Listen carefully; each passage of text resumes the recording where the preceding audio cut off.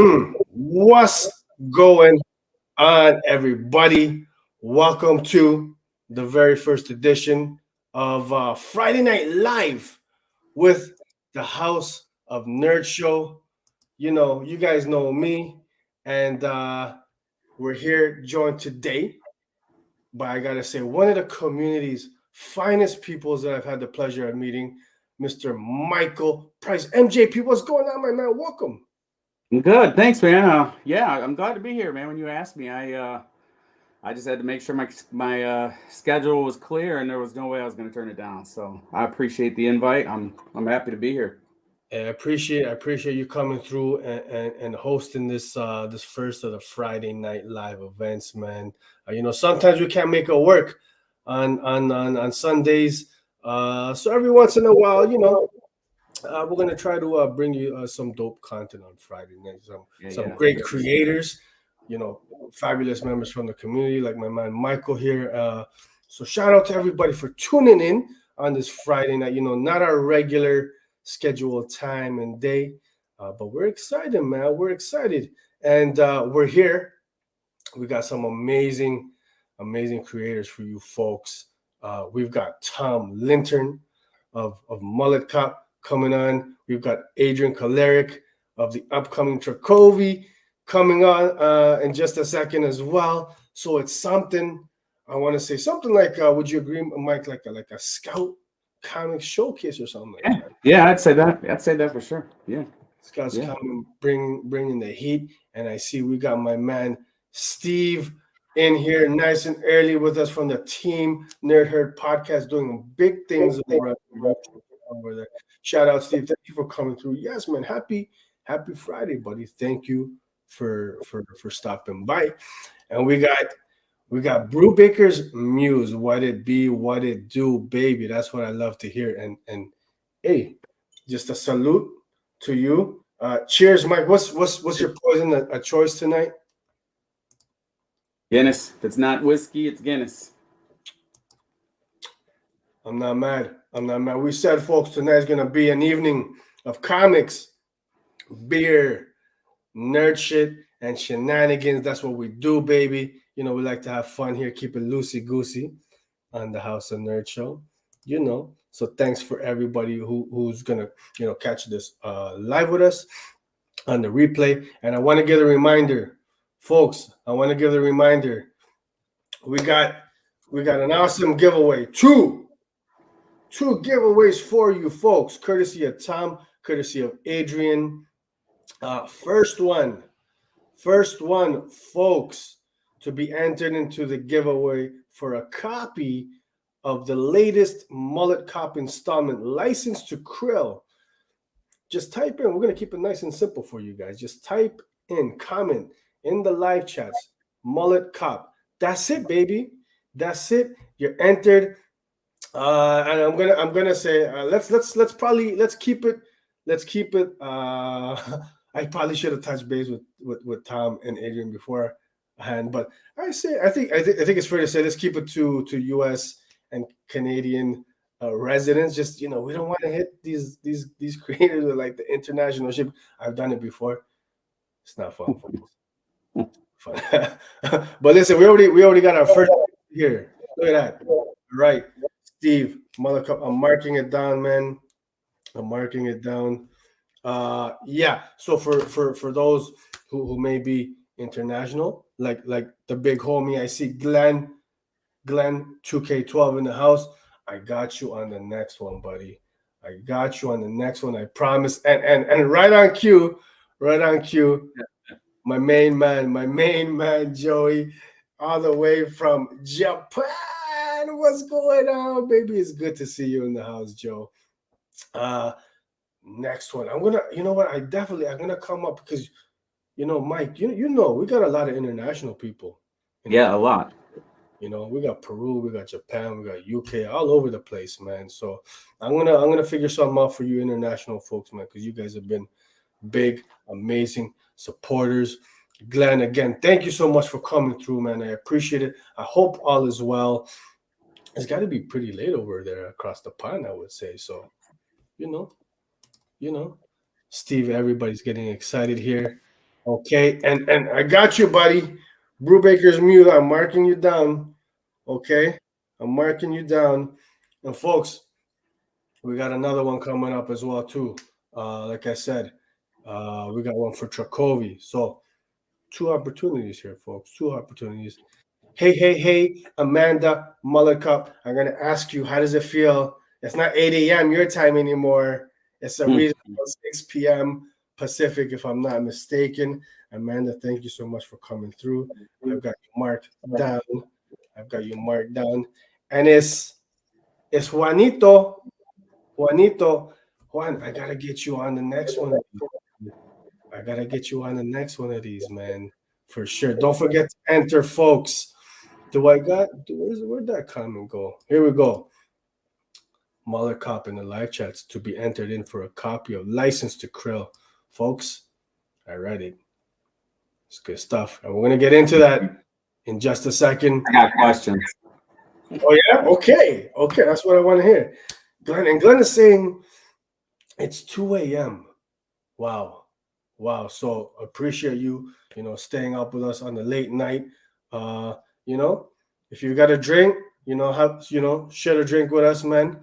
I got a little Corona action, and I think Mike, you said you got a little stout, sponsored, not in the party. Please send free beer. Okay. I gotta be. I never got into the darker beers. It's all I'll drink now. Oh really? Eh? Yeah. Okay. It's Friday night. Taking advantage, folks. It's not Sunday. No, I can't do this. We can't do this on the regular Sunday show. Juanito's got the, what are you saying? I got the purple beer in hand. I don't know if I'm familiar. The sour beer? Sour beer? Okay. Yeah.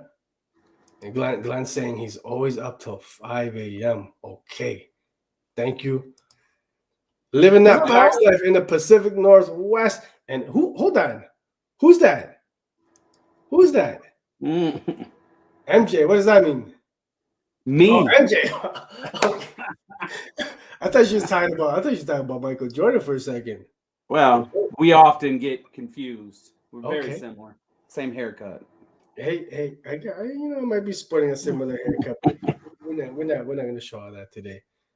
Ms. Aldana, thank you for coming through. Host of the House of Nerd Show.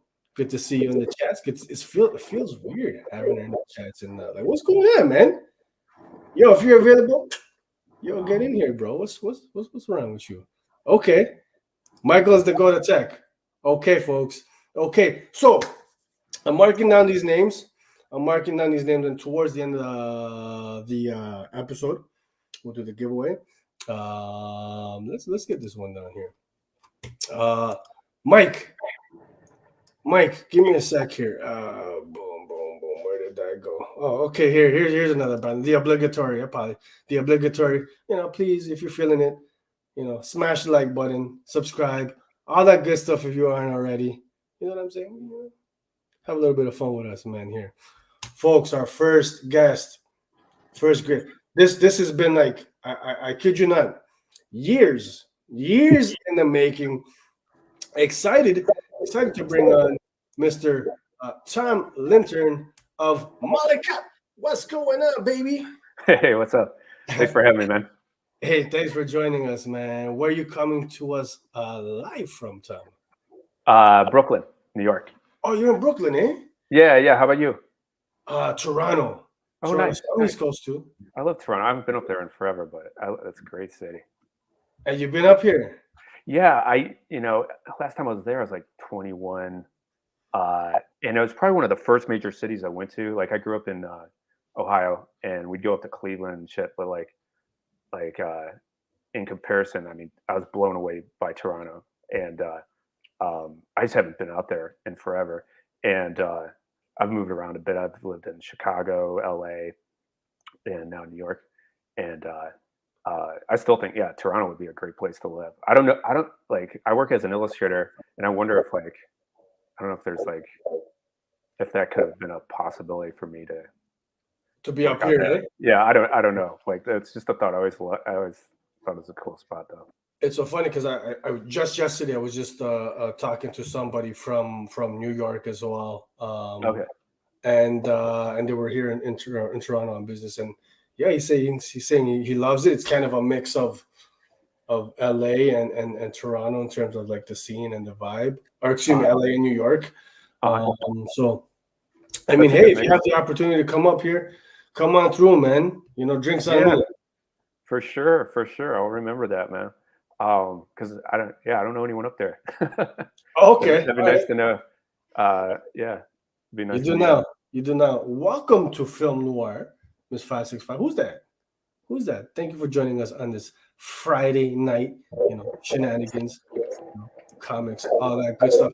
So Tom, we're gonna get into Mullet Cop,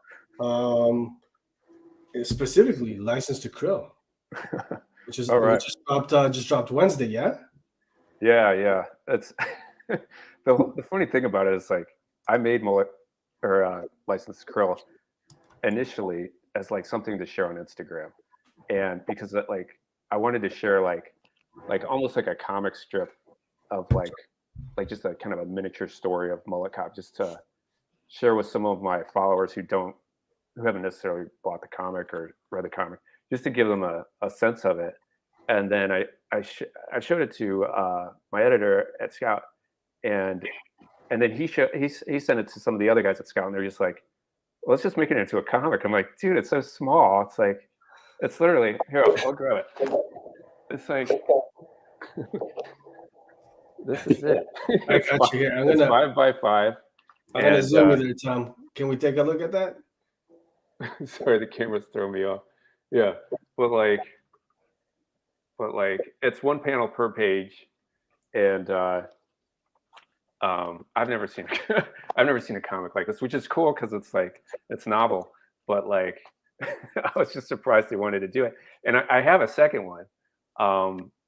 It's just about like these toxic rats that take over the mall, and that's, I'd say it's like twice as long as this one, but it's the same format, and that's almost done. I just have to color like a good chunk of it, but that's about it. But that's, I don't know, like one other reason why I made this was because after the second comic, I was working on the third one, and it was this episode about, like, you know, this old dingy arcade and this whole gang that was like protecting one of the, like, this mysterious like arcade game within the arcade, and it was just taking me absolutely forever to create it. And it's like, I've got so many story ideas for Mullet Cop. I can't be spending like forever on each episode, and so I kind of went the opposite direction with this one. But I will still do more like normal length comic books as well, normal format. So I might switch it up. I think every story so far has been like a totally different length from the last one. But that's just, I guess that's just how I roll. I'm not like, hey, listen, Tom, whatever format, however length, whatever size, I'm here for it. We're here for it. Thank you. So, folks, Tom, if you could throw it up one more time, please. The License to Krill. There you. Yes, sir. Thank you. One of these bad boys, folks, is up for grabs in the giveaway. Okay, I'm going to throw it up again for you folks. Just comment Mullet Cop in the live chat. Here you go, and you're entered, my man. I'm. You know what? I haven't had the opportunity to go to my comic shop this week yet, so I haven't picked up the copy. But I can't wait to grab it. I've got the first two. I'm gonna show everybody the great stuff that you've got. We're going to get back to License to Krill in just a second, folks, because I do want to bring out another super talented Scout Comics creative. We're excited to have him on the show. It's been a long time coming. We got Adriean Koleric of TRAKOVI. What's going on, my man? Hey, buddy, what's up? Friday night, baby. Friday night. Having a few pops. We're talking nerd shit with some nerds, you know, with the community. So I'm excited, man. So we're talking about what we're drinking tonight. I got a taco IPA from Snake Lake Brewing Company in Sylvan Lake, Alberta. Shout out Alberta. And Alberta. All right. All right. man, Adrien, another Canuck in the house, baby. Yeah. Cheers, Adrien. Tom, what's your poison of choice tonight, my man? I had some blue moons hanging around, so Blue Moons? blue moon tonight. Yeah, Belgian? Yeah? yeah, like the wheat beer. The wheat beer. I'm gonna say this. I love wheat beer. But man, I can only drink like one or two of them before I'm just like, you know? Oh yeah. Yeah. Yeah, it's a task getting That's how drunk I'm on with Belgian IPAs, beer. Yeah. Well, IPAs, I just like the taste. Like is great for a couple, but then after my taste buds need a break. I got you. I see you, TM. You're entered, buddy. Welcome to the House of Nerd Show. Good to see you here, buddy. It's been a while. Yes. Speaking of wheat beer, have you guys tried Erdinger, or how do you pronounce Erdinger? It's from Germany. Really good. It's probably one of my favorite beers. It's a wheat beer, but again, Let me try it. just so ultra heavy. Like I can honestly drink like maybe one or two before I just like that's it. I can't move. I can't function. But it's tasty. It's so good. Yeah, I become a seasonal drinker. Yeah? Well, with my beers, right? So the winter I go like the heavier stouts, right? Just to kind of fill the belly and just give me a good night's sleep. And then usually in the summertime, like I'm going like fast and furious with the Coronas, right? Like I'm all about the family. Okay, there you go. Yeah. Nice. Or sometimes you gotta do the duff. What season's that? You know how we do here. You got a thigh tattoo of it, don't you? I do. Yeah, like inner thigh. Come on, Sergio, let's see it. Pull it up, buddy. Left cheek. Come on, we're gonna turn this into an OnlyFans tonight. Nobody wants to see that. And shout out to TM Nerdy, another Canuck in the house. Yes, baby. Canada representing in the chats as well, man. Love to see it. I didn't see it. What's beer drawing saying? In Germany, how do you get a Canadian to apologize? You step on his foot. Step on his foot. I don't know if I quite get that. Because you're all so nice. Everybody in Canada is so nice. Yeah. I apologize so many times. It's just, Yeah. It's a thing. It's a thing. It's not a stereotype. It's a thing. We just apologize. Yeah. Every American I talk to, you guys are so nice, man. You guys are the greatest. Yeah. Come to Alberta. We'll change that pretty quick. Oh yeah, a little different out there.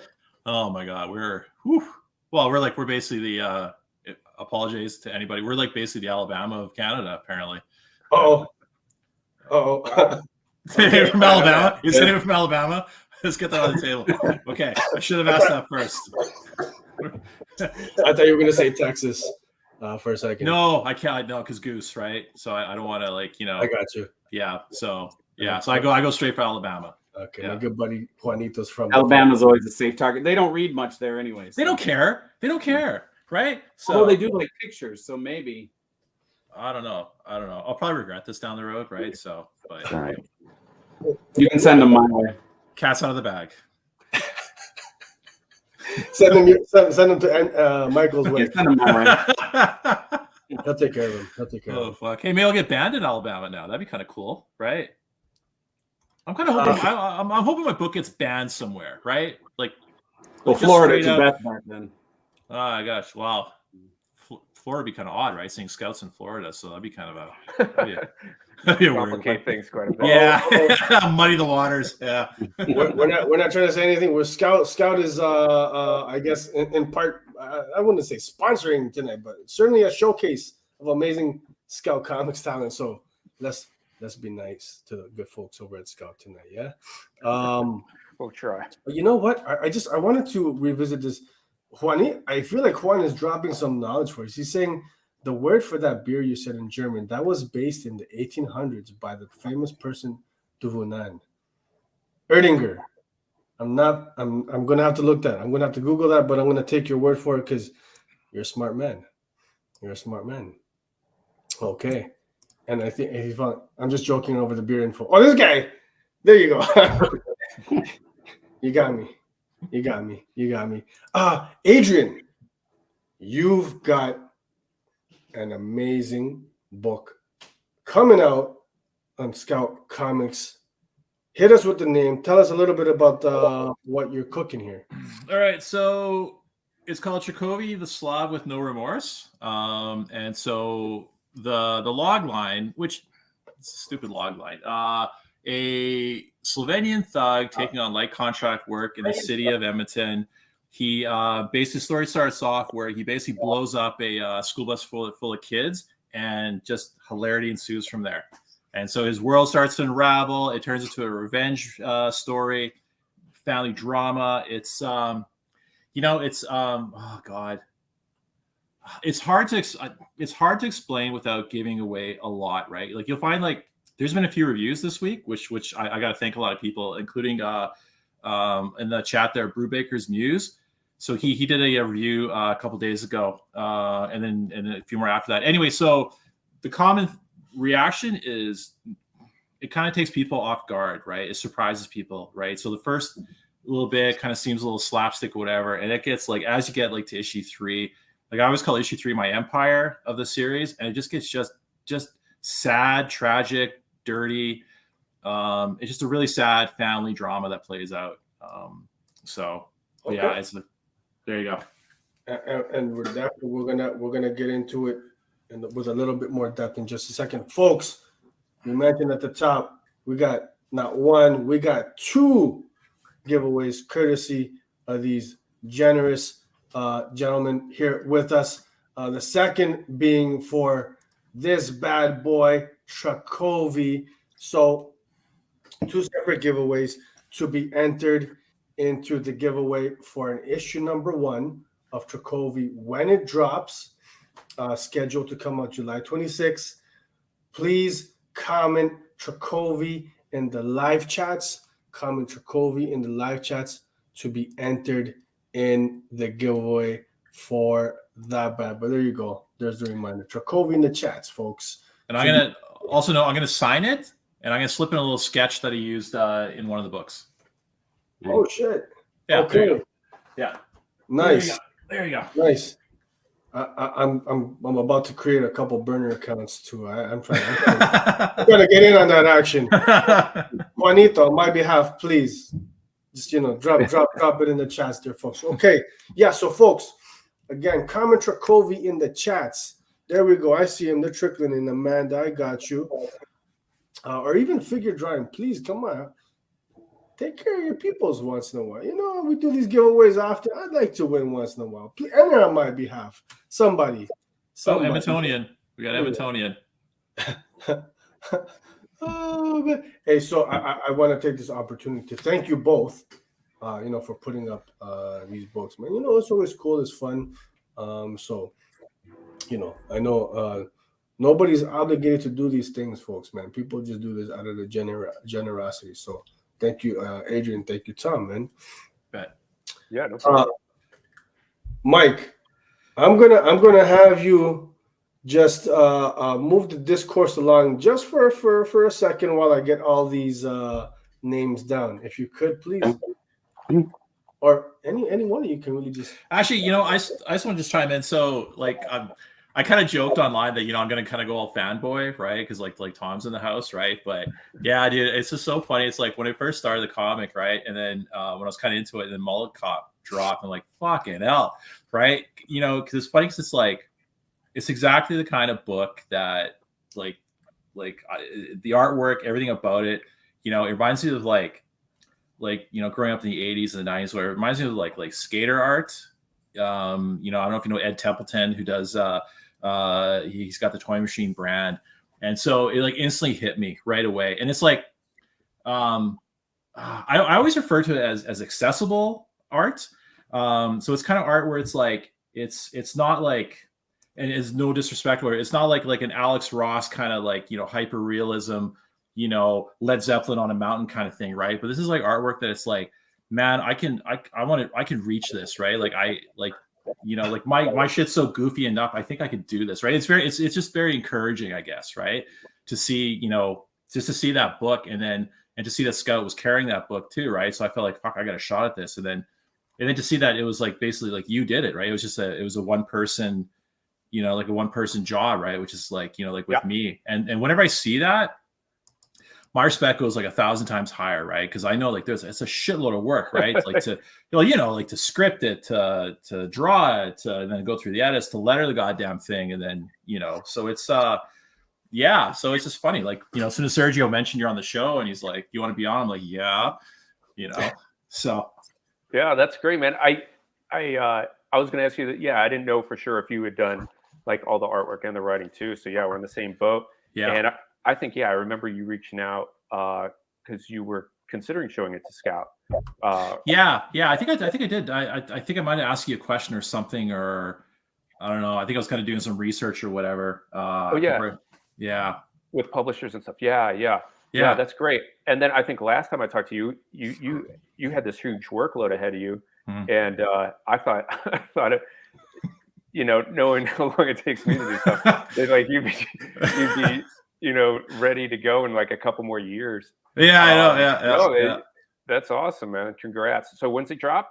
So July 26th is the date. So Okay. you know how that goes, right? Also, it could be fucking October. I guess we're on the show, right? Yeah. So it could be October for all I know, right? You know what I mean? Sure. So, but it's supposed to be July 26th, and then the FOC is June 19th. Okay. And then also Scout 2 sent out. They're trying to drum up retailer covers. As well, so they've been pushing that. Yeah, so yeah. Yeah, you got to draw a ton of covers for everything. Oh, I know. So it's funny though. Like I could have honestly I could have made like a dozen covers for each issue. Yeah. You know, so I had to like kind of stop, and it's like, okay, we'll just stick with this, and then, you know, but yeah, you got like multiple styles going on. It's cool, man. So I got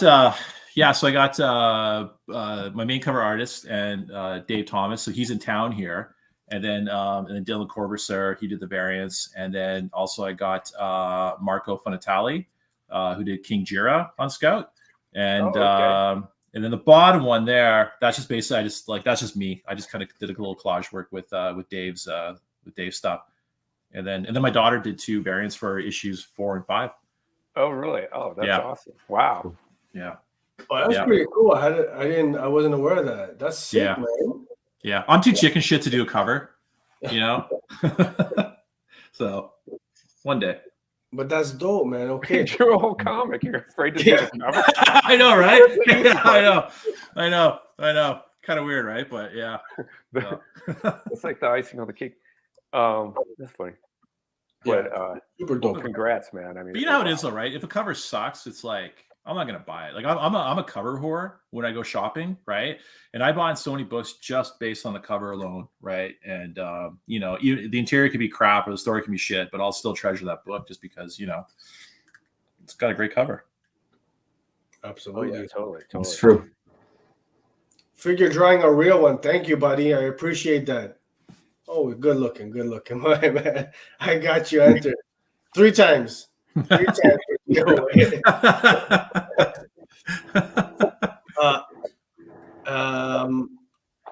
I had a okay, listen, before I forget, you know, I was going through oh nope, I don't want to do that.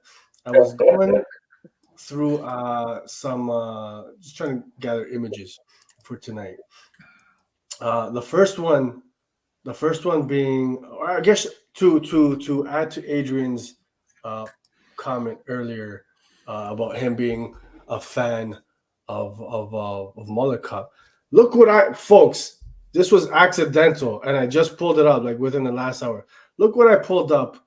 Good old Twitter here.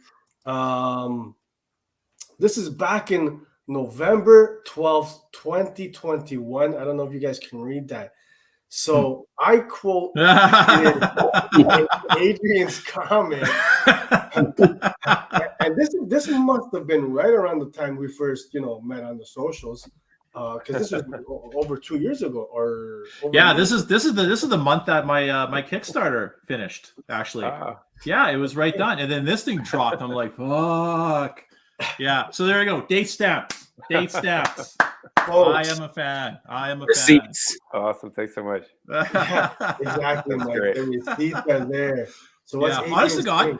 it was because of this. Like I had no intention of submitting to a publisher, right? I was gonna go all like Michel Fife Copra, like, you know, I'm doing this on my own, right? Kind of thing. I was gonna do Kickstarters until I die. And then I saw this, I'm like, well, fuck, I'm gonna give it a go. Right. And yeah, so like Mullet Cop, that's awesome. that's really why I actually like just got, you know, I'm like one day at work, I'm like, fuck it. I just started filling out like all these applications and shit. And Oh, that's cool, man. yeah, it was funny too with the Scout one. Yeah. Everybody else, I kind of like went through their forms and whatever, blah, blah, blah. Man, I half-assed the Scout submission so bad. Like I just like I sent him a PDF and I'm like, hey, you know, I just finished this book. Why don't you guys give it a shout? You know, let me know what you think. It was so bad. It was so bad. And then like 2 months later, Like 2 sentences. Yeah. So 2 months later, I'm like, well, I should probably follow up, right? And so I followed up. I'm like, hey. And then Brendan, the dean, got back to me the next day. He's like, yeah, read it, loved it. Talk soon. I'm like, talk soon. 4 weeks later, right? I'm like, hey, bro, you know, so I'm following That up. sounds And it was like just Brendan. like, yeah, and then eventually it just kind of like picked up, and they almost didn't like. I guess there's a little bit of inner conflict to pick it up, right? Because so some people didn't want it, right? Because it's like, how do you redeem a character that blows up a bus full of kids, right? And that was literally the argument, right? And then Brendan fought for it, and then Oh, wow. that was it. So I love that man. Oh, that's great. That's great. Yeah, he's a busy dude. He's got a lot going on. He's got a lot going on. So yeah, Scott's got a lot of titles now too. So when you drew Mullet Cop, I mean, like, what are you listening to music wise? Like, I keep thinking it's like some like German synth music or something, you know, like just 80s, like, you know. Oh, it's changed. Yeah, I was listening to like some like vaporwave shit. Like it's like these people who take like old mall music and like do these samples and it would put me in the mood of you know, being in the mall back in the 80s. And then lately I listen to a lot of heavy metal. So one band I listen to is called Mall. Wait, I like just not MALL, it's MOL. And I also listen to this band I used to listen to in like junior high called King Diamond. I remember hearing them on like the local college radio and thinking like, oh, this guy's voice is absolutely insane. If you guys haven't heard him, it's 80s metal, but like the lead singer has like the craziest vocal range and he'll sing like the craziest falsetto shit. And he's singing about like haunted houses and shit. It's like, what the hell is this guy talking about? But it's simultaneously hilarious. And awesome. He's got the makeup too. Yeah, he's got the makeup and like some of their albums I can't get into, but some of them like it kind of fits the mood of Mullet Cop too. I just like I really just like the energy of metal and then, you know. Yeah, because it felt like an 80s montage. Like, you know, like when Fred is in the beginning, he gets shot, he's bandaged up, and then you know, they take off the wrapper and he's got the mullet. It's like he's just like, can we talk about my hair, right? He's like the same guy, And then the montage when he's like working out and all that, right? And I could like totally hear like, you know, like a classic 80s montage. You know, like this was so ingrained. It was so time sensitive. It was just it was perfect. It was perfect. Like you could hear this story. I absolutely, Adrian. I share your sentiments, buddy, man. Folks, I say this without hyperbole. This is like a must cop, man. This is really fantastic. You want fun shit when you're reading your comics. This is it. And I'm gonna pull up some more receipts but I want you guys to know all the dope stuff. Like you got your check marks in this book here. You got eyeball laser shooting cyborgs. You got mutant gangs, cyberpunk aesthetic, machine gun toting wheelchair bound boss granny. Okay, a talking microwave, and then last but not least, you know, a badass mullet, man. Tom, I really gotta ask you, and I'm sure the folks are wondering, where did the idea for this crazy, this batshit crazy story came from, man? Where did this come from? Well, it came in stages. So I had, okay, like I had this idea for like Fred and like some of the other main characters that work out of the buffet. And it was more of like a Bill and Ted's Excellent Adventure type thing. And it was like, I was just kind of screwing around. It was actually, I wanted to make like a simple animation.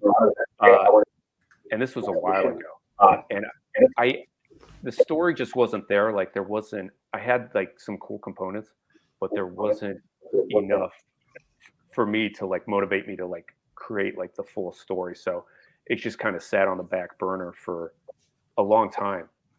And I had another title I did with Scout called Gearion. So I was doing this sci-fi fantasy comic book for years. Well, that was just, you know, sitting there, and I didn't think I'd ever do anything with it. But then what happened was one day I was on a drive with my wife. We're going to the Poconos Mountains from New York, and we're talking about, I don't know if you guys remember this, but like we're just talking about how like in my neighborhood growing up, there was like groups of moms who would be jogging or power walking in the neighborhood with their little weights and their little nylon track suits. and like, and that conversation got the idea. It's like, oh, it'd be funny to make a story about like what if these women were like in an actual gang and they fucked shit up.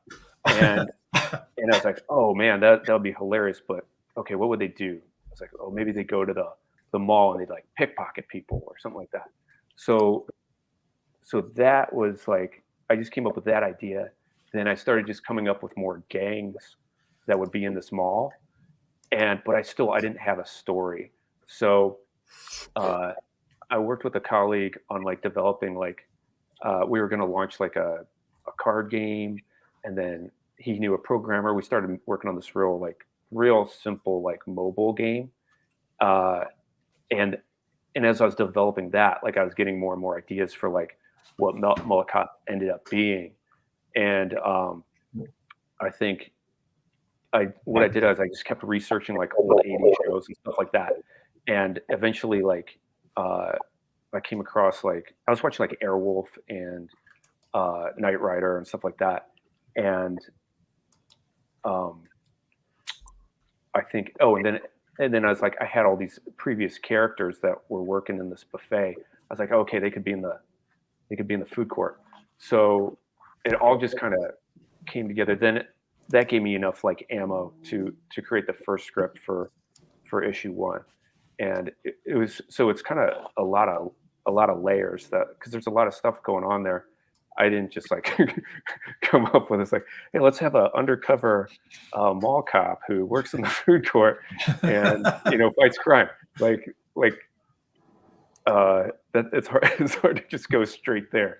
It took like all these different like layers and experiences to come up with it. So after I had all that stuff, now I have like a bunch of ideas for different episodes and stuff like that.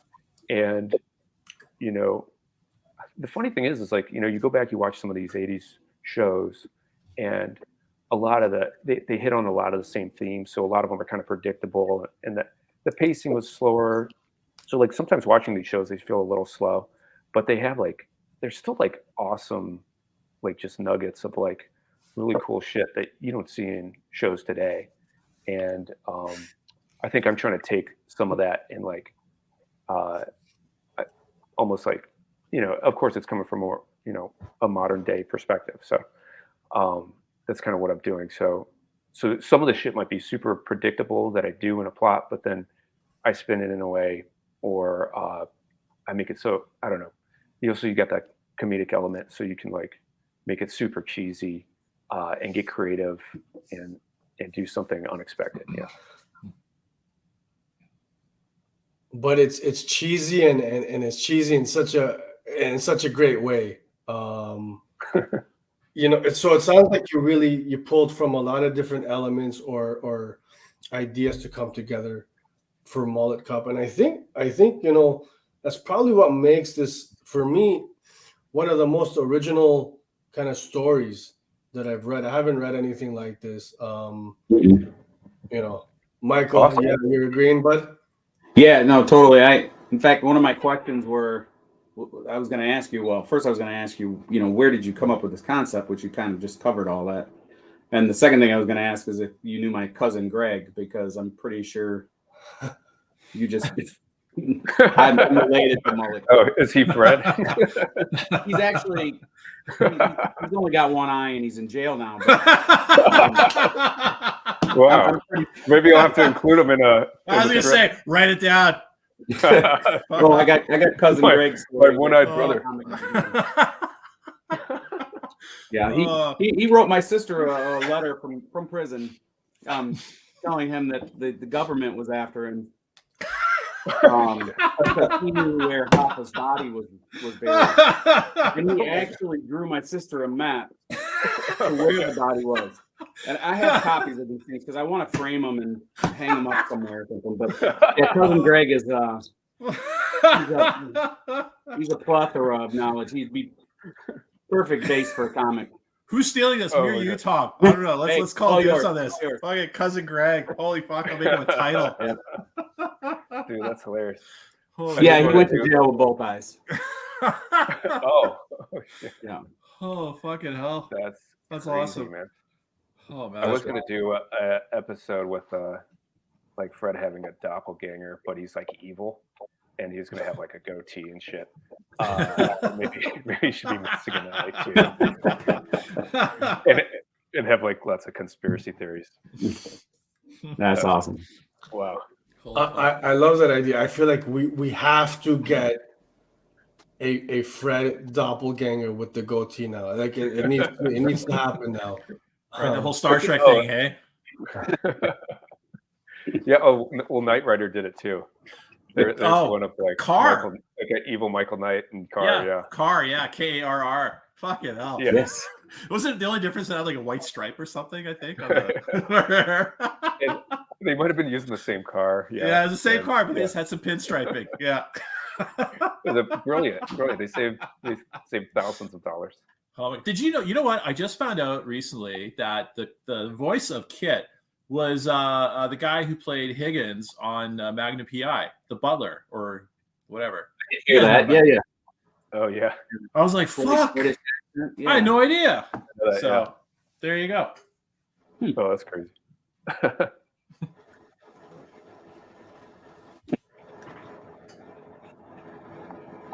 I shut the room up with the Higgins thing.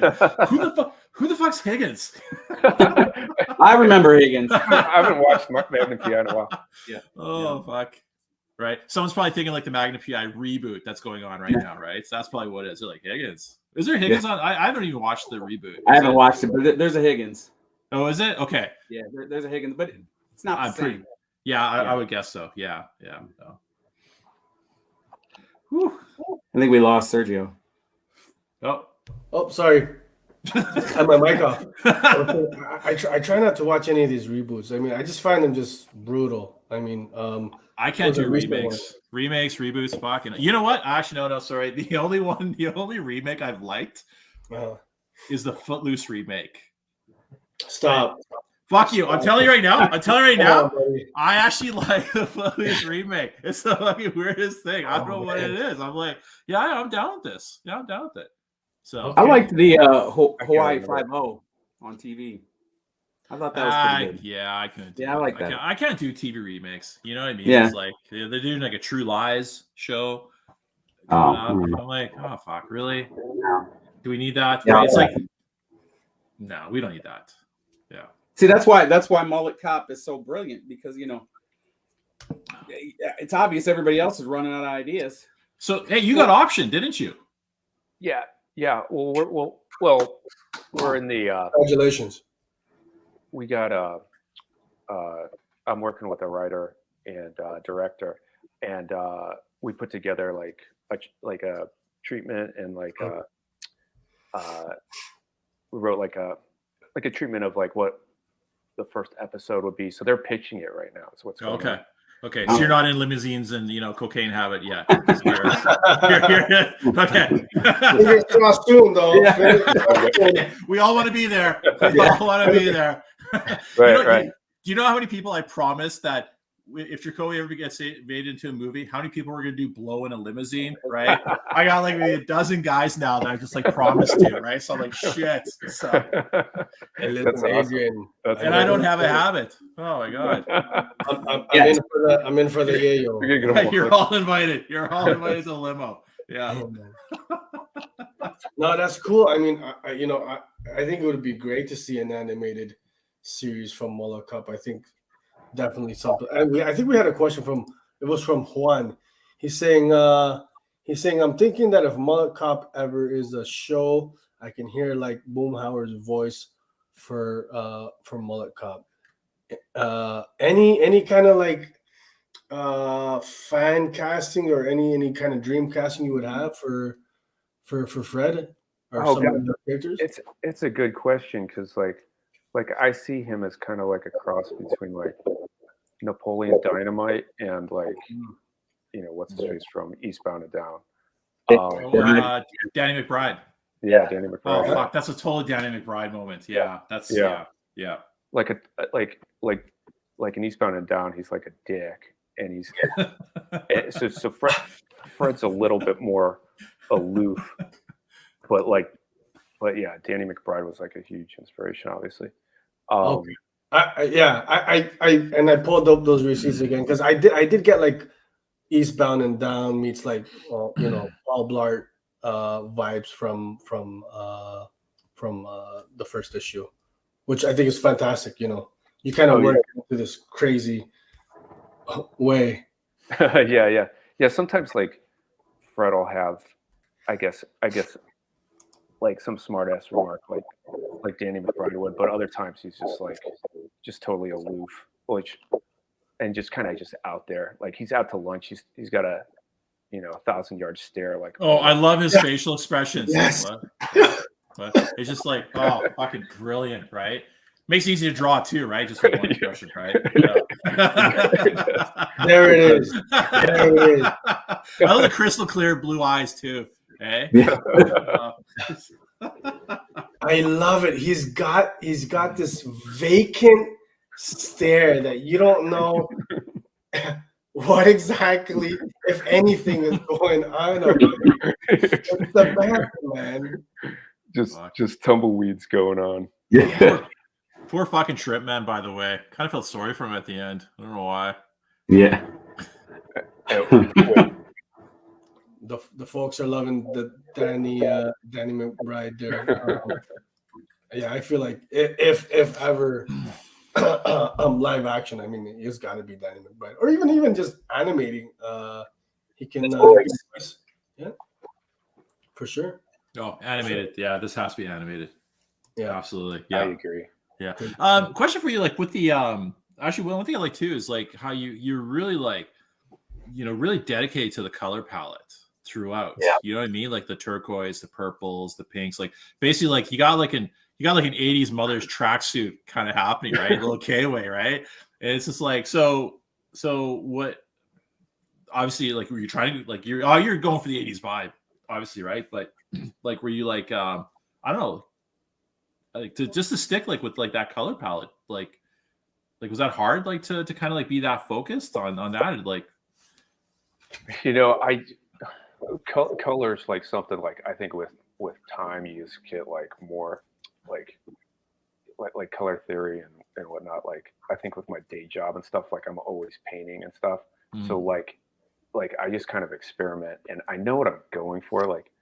Like sometimes I guess like let's say a cartoon or something like that, like a character's hair will always be the same color regardless if he's like in a night setting or a day setting, whatever.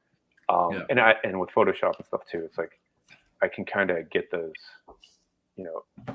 I'll make like Fred's skin tone and hair, like taking in like ambient light and like what light would bounce off the room, and I'm considering all that.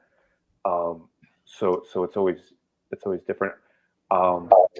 So it's not like it takes effort and stuff like that, but because I'm working in flat color, I also have flexibility with that palette, so I can experiment a little bit easier. Yeah. If I was doing a lot of shading and stuff like that, that would add a whole nother layer of complexity, and maybe I have to be a little less experimental. So, but I was inspired by like I mean, the basic vibe I was going for that was like something between Mobius and Beavis and Butthead. Yeah, absolutely. That's where I'm trying to fall. And I don't think anyone. Yeah, and I honestly, I think that decision you made, like to stick with that strict color regimen, and I think that's really what for me made the book stand out. Because it was it was its own voice. You know what I mean? It wasn't like you go to Iraq and it's like it's like everyone kind of seems to kind of sort of. I just feel like there's this wash of the same color palette.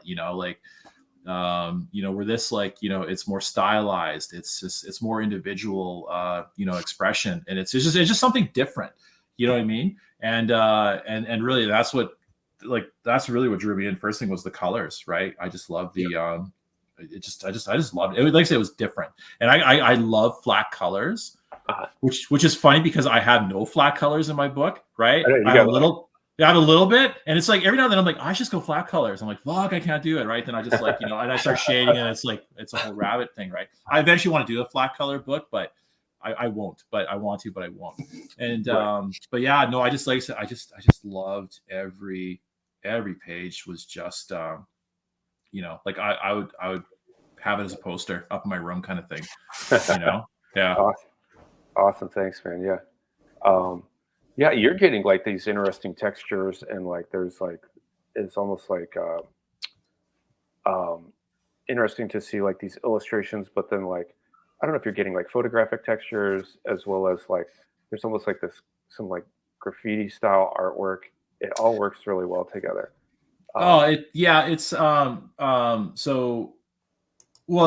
cover art's cover art. Those guys are like 1,000 times better. I can't really explain how they do it. They do it well. But for the interior, like it's so bad. It's like, so my line work is awful. I think I'm okay with my color selection.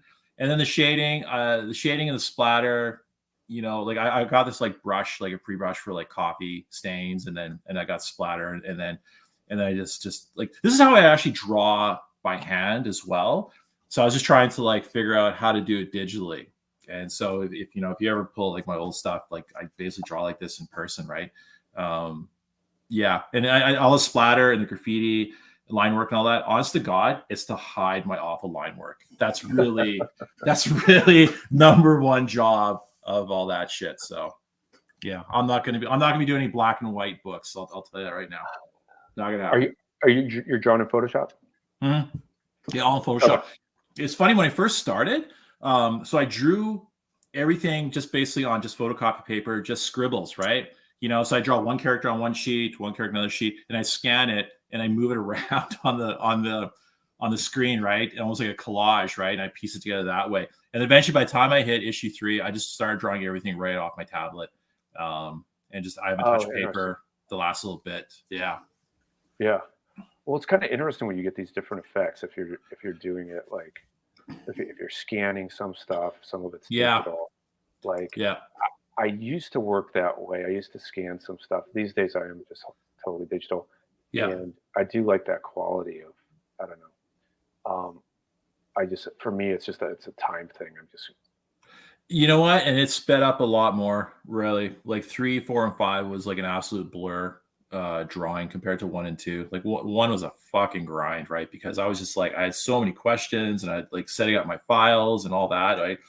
And but yeah, by the time the last one hit, it was like, nothing. You hit your groove. You hit your groove by the time. Yeah, I kind of figured it out, right? So yeah. And the one thing that helped me too, and I had a conversation with somebody else, is like, like it's funny, like I buy comics, like I read comics, but I don't consider myself a comic book guy.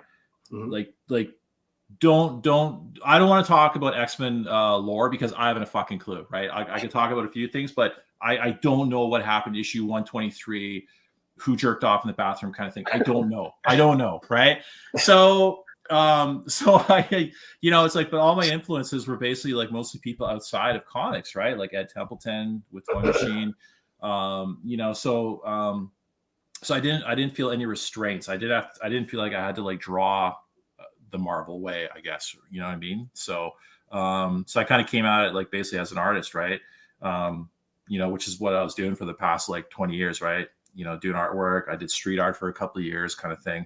And see, I was gonna ask because there's the heavy, that street, that graffiti, that kind of grimy, aesthetic to the book. So, folks, for those who are not familiar, taking a look at here, some fucking killer interior pages for TRAKOVI #1. I love like the splatter, just like the different layers and elements you're kind of throwing in there. You mentioned the colors, they just pop, folks, man. This is just if you're gonna have a nice book to look at. Yeah, it was funny with the colors. Like I used to design furniture, like contemporary furniture, like early 2000s, and it's like we all I was part of like this industrial design group, and we kind of make up these like basically uncomfortable furniture, right? And it's like I would always have like boxes, but I would paint them like bright red, and it would like be like it'd go from like a box to like, oh my god, I gotta have it kind of thing, right? So that was always my approach with things. It's like doesn't matter how simple it is. Just fucking color it red and you're off and running, it's just kind of one of those things, right? Yeah. Color. I don't know. I like color. I like playing with color. I really do. It's just always been, I don't know. It's just fun. It's just fun for me. But as for like the writing and scribbling, all that, a lot of it is a song lyric from whatever I've been listening to at the time, or it's additional dialogue from whatever character is on there. So that's really about it.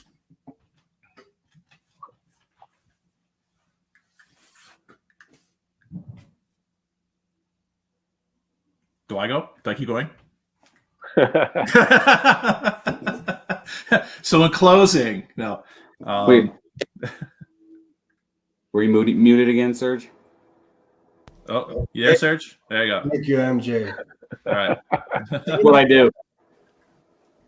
One too many of these guys. Listen, I'm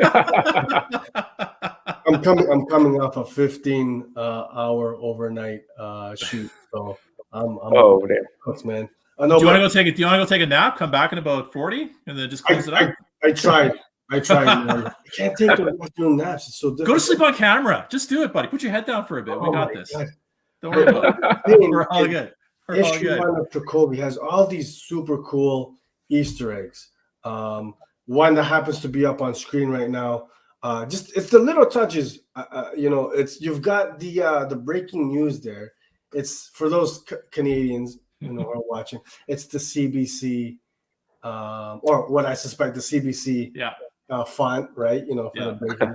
Things like that. I think the Canucks, the Canadians will appreciate. But then you've got other, great Easter eggs. I had it here somewhere. Where did that one go? You had sent it to me. There you go. We got a couple Scout Comics appearances, folks, in issue #1. What do we got going on here, Adrian? So, with kind permission, so I was able to throw in Fred there from Mullet Cop. Thank you, Tom. Thank you for taking my call. And in the background, I got King Gira. I got Marco Fonatali's character King Gira in the background. So, it's funny. Like I one day I just kind of had this idea where it's like, because we're going through the editing process, and I'm like, I kind of thought to myself, like Scout, they just never really had like kind of crossover events. You know what I mean? It's like, because the whole MCU thing, the crossover thing is right? I'm like, fuck, why can't they do it, right? Like, and then I contacted Tom, contacted Marco, and then Fellhound. Let me put cover of Commander Rao in issue 3, and then cool. And then I had a couple other guys too. They kind of let me throw their stuff kind of sprinkled in and around there. So yeah. Okay, so Adrian, folks, has got the Scout family within this book, man. That's pretty cool. Yeah, I mean, it's minor, right? Very But I good keep, sport. you know, I guess like in a way, I'm kind of like hoping someone kind of reaches out, just ask for a full crossover event, right? I'm like, yeah, that's what I want, you know. So That'd be sick. That'd be never sick. know. So, Yeah. Adrian, I gotta ask. Well, I guess you mentioned it at the top, but just a synopsis. What is TRAKOVI about? Because this is some crazy shit, man. Yeah, dude. So okay, so again, too, like without getting into spoilers, so it centers around a guy named TRAKOVI. So he's Slovenian, which is like my ethnic background, and he's basically just a thug. You know, he does light contract work around Edmonton, which is my hometown, which is where the whole series is based out of. So everything in here is these are actual places, actual streets and all that. And anyway, so then TRAKOVI, the issue one starts off with TRAKOVI is basically it's a botched heist. And he kind of makes this decision, kind of like a spur of the moment decision, flicks a cigarette, and basically this school bus full of kids explodes. And then he basically follows it up by going for a sandwich, you know, at Victoria Fancy Sausage House here in Edmonton. And then basically everything just kind of starts tumbling from there. So obviously, you know, it's like throwing a rock in a puddle and then the ripples start happening, you know, and eventually he's got to pay for his actions. And so it just like I said, it just spirals from there. Issue 1 and 2, they were done at the same time, right? They actually, I wrote it one. I was going to do like one big book, 1 and 2, but so 1 and 2 is like basically like the first act, right? And then three is when everything really starts. 3 is when the story happens. That's when it officially kicks in, and then it just kind of gets really dark. It gets really personal, and it's just not funny. By the end of it, it's not funny, and it's just you know, I don't know what to tell you. It's a fucking downer. But I don't know. But I like it. I'm really happy with how it ended. And you know, so like I said, I just got to get people just to read it. Just read it. You know, stick with it to the end because it's, you know, you'll get it. You'll get it by the end of it. So, and another thing too is like you don't know who to cheer for. And that's one thing I've gotten like with the reviews and all that is like nobody knows exactly who to root for. So well, see, I love that in a character, you know, whether you know the medium is comics or film, you know, these complex characters with different layers and maybe some moral ambiguity. I think that's more fun and more interesting to me as a viewer, as a reader. Yeah, and you know too, it's funny. It's like I know these guys are dressed up looking like superheroes, but it's not a superhero book. You know what I mean? It's just guys that just run around dressed like superheroes, but I don't really call them heroes or anything like that. I don't know what I mean. I don't really play up any of that shit, right? Because I had no interest in doing a story like that, right? Like I just wanted a personal story, you know, that's heavily drawn from family experiences and you know, just kind of make it just a gritty, real, you know, real story. Again, too, not really like for me, like I said, I don't feel I'm influenced by any particular like, you know, past story, you know, or comic or anything like that. So no, man, I'm with you. I love you know, these layered characters, and it looked like who was saying here? K-pop is agreeing. Root for the bad guys. You know, it's funny though, but by the time you get at the end of this thing, nobody's really bad. Everyone's just like, everybody has like a reason for what they're doing, you know, and basically it's just like Joe from Pink Buzz was basically commenting, saying it's just like it's a story of like how people deal with loss, and you know, everyone has their own way of dealing with, you know, with the tragedy, and that's basically all this is. It's just an ensemble. It's funny too. It's like it's called TRAKOVI, but it's more of an ensemble book, you know, almost like a Doom Patrol kind of vibe. So it's yeah. Speaking of ensembles, I kind of got a little bit of at least from issue number 1, the vibe of Reservoir Dogs a little bit. I don't know if I'm just kind of pulling that out of my, but something about it, and to be honest, I couldn't quite put my finger on it, Adrian, but yeah, I wanted to do a Guy Ritchie comic when I started, right? Okay. You know, because I was like, Yeah. it was funny when I was doing it. Like the Gentleman was out, and I watched that goddamn movie. I don't know how many fucking times, right? And I've like, I can like, I can break down that movie like nothing right now, right? So in my head, I had, you know, I love Guy Ritchie movies just because of, I just love his characters, and I love how he can have all these different plots going on, these stories going on, and then how he can intertwine, you know, these characters and the names too, right? So like Boris the Mint, like, you know, like I just basically nicked him from Boris the Blade from Snatch. He was a Snatch. Yeah. So I just kind of like that sort of English vibe, you know, kind of too. So basically I kind of mixed the Guy Ritchie English and Yugoslavian vibe. Like the mob mentality. Yeah, definitely. Yeah. It's in my notes, man. You know, I got a little the Guy Ritchie vibe, Sopranos. Who wants to tell him? Go, you mute. Did I do it again, folks? I gotta lay out the corona. No, I was just basically reiterating. Yeah, definitely. I got some you know, Guy Ritchie vibe mixed with a little bit of Sopranos or something like that. Yeah, this is fun stuff, folks. I definitely encourage you guys to check it out. And where did I have that? There's the diamond code. And Adrian, you're saying the FOC's what, June 19th? June 19th. Yeah, that's the FOC. Yeah. Check it out, man. You know, I saw a couple comments earlier, you know, some super fire variant covers, man. Yeah, man, you guys are pulling out all the stops for this one. Encourage you guys to check it out. And K-pop saying again, she's a villain for life. I get it. Sith Lord. It's that Sith life, man. I'm right there. I'm right there with you, K-pop. Thank you for coming through. Reminder, folks, to those, you can enter in the giveaway for Mullet Cop license to Krill.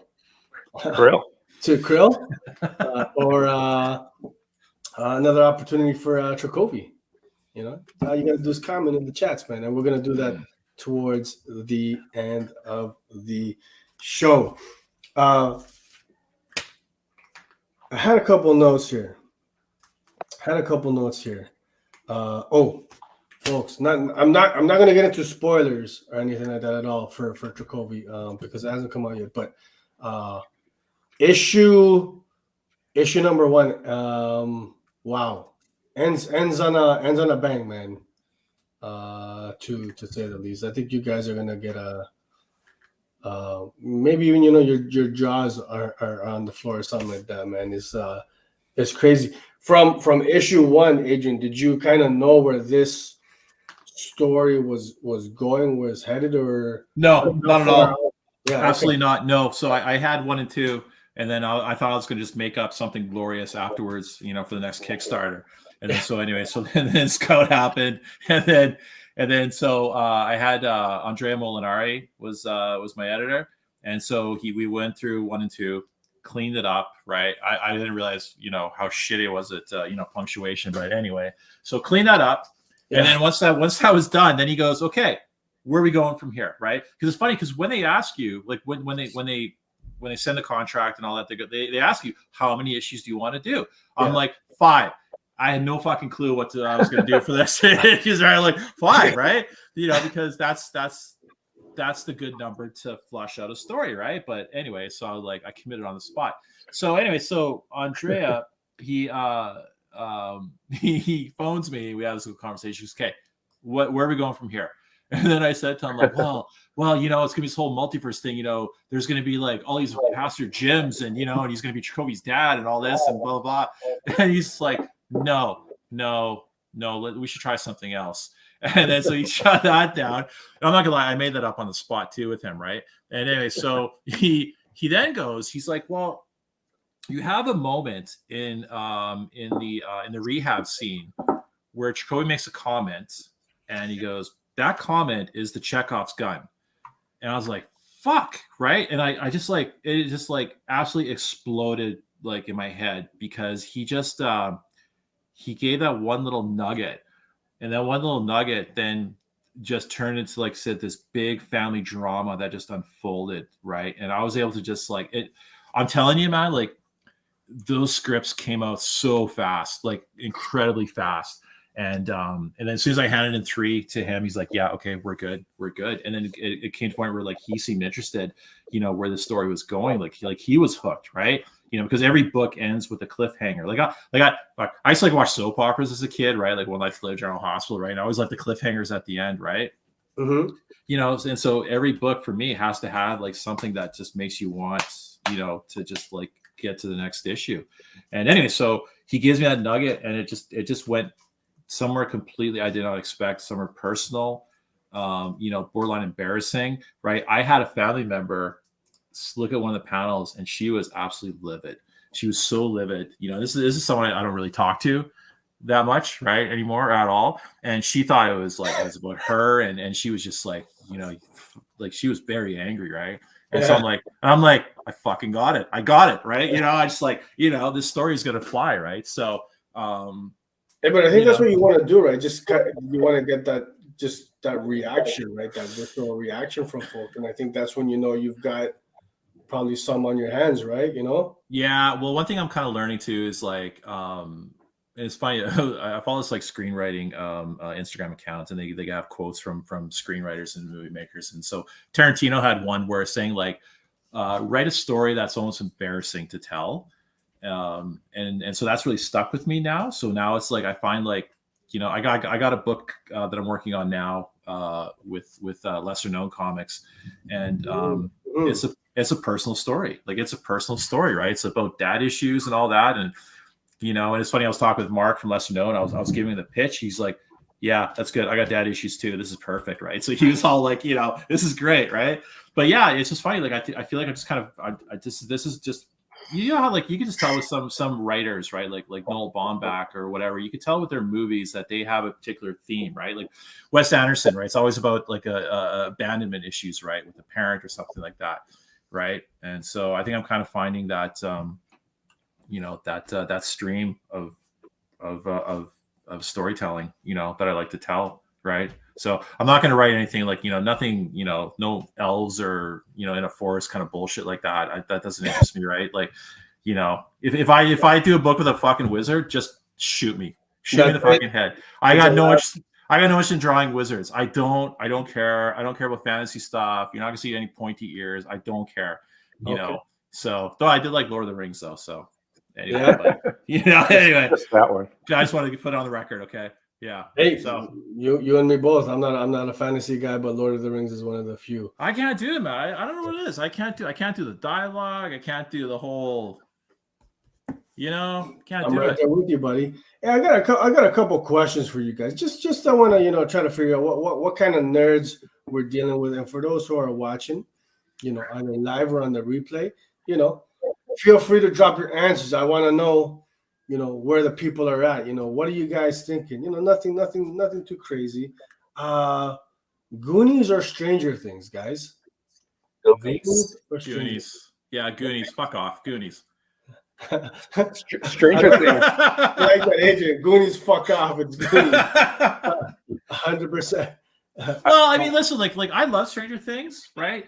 But it's like I love Stranger Things, but it's like funny. It's like after I've like I don't know, watch Firestarter, and then you know, and then you'll have a different opinion of Stranger Things. I'm with you, buddy. Tom, what did I hear? Well, I was gonna say Stranger Things was great in season 1 when they were all kids. Yeah. It's good. Yeah. It's getting worse and worse as they get older because I don't care. Like because there's that magic when you're a kid of like all this mysterious stuff going on. But once you're, you know, in high school, like or older, it doesn't work as well.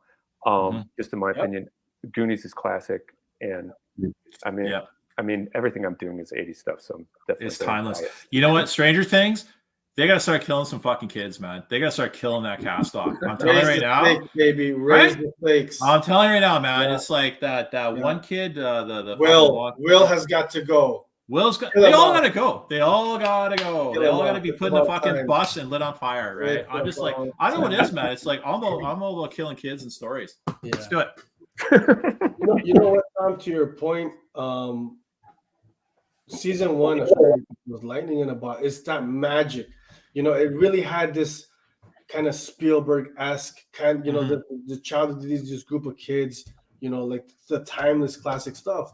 You know, I quite enjoyed season 4, but as good as that was, nothing will kind of reach that level of. I remember watching season 1 with my kid, who at the time was probably around similar age of the kids in the show, and it was you know, it was fantastic stuff, man. You know. Yeah, it was an event around our place. Like we actually look forward to like the new show, right? Yeah. It was like the whole. It was nostalgia too, right? Because like the theme song, everything about it, the vibe about it, right? So, like, you know, everyone that grew up like when Goonies first came out, like it instantly threw you back, you know, there. But it was fresh and yeah, season 1 was absolutely brilliant. I like all seasons, to be honest. Like I still watch Stranger Things. I'm looking forward to the new season, except for season 2. No, I mean it's all right. It was all right.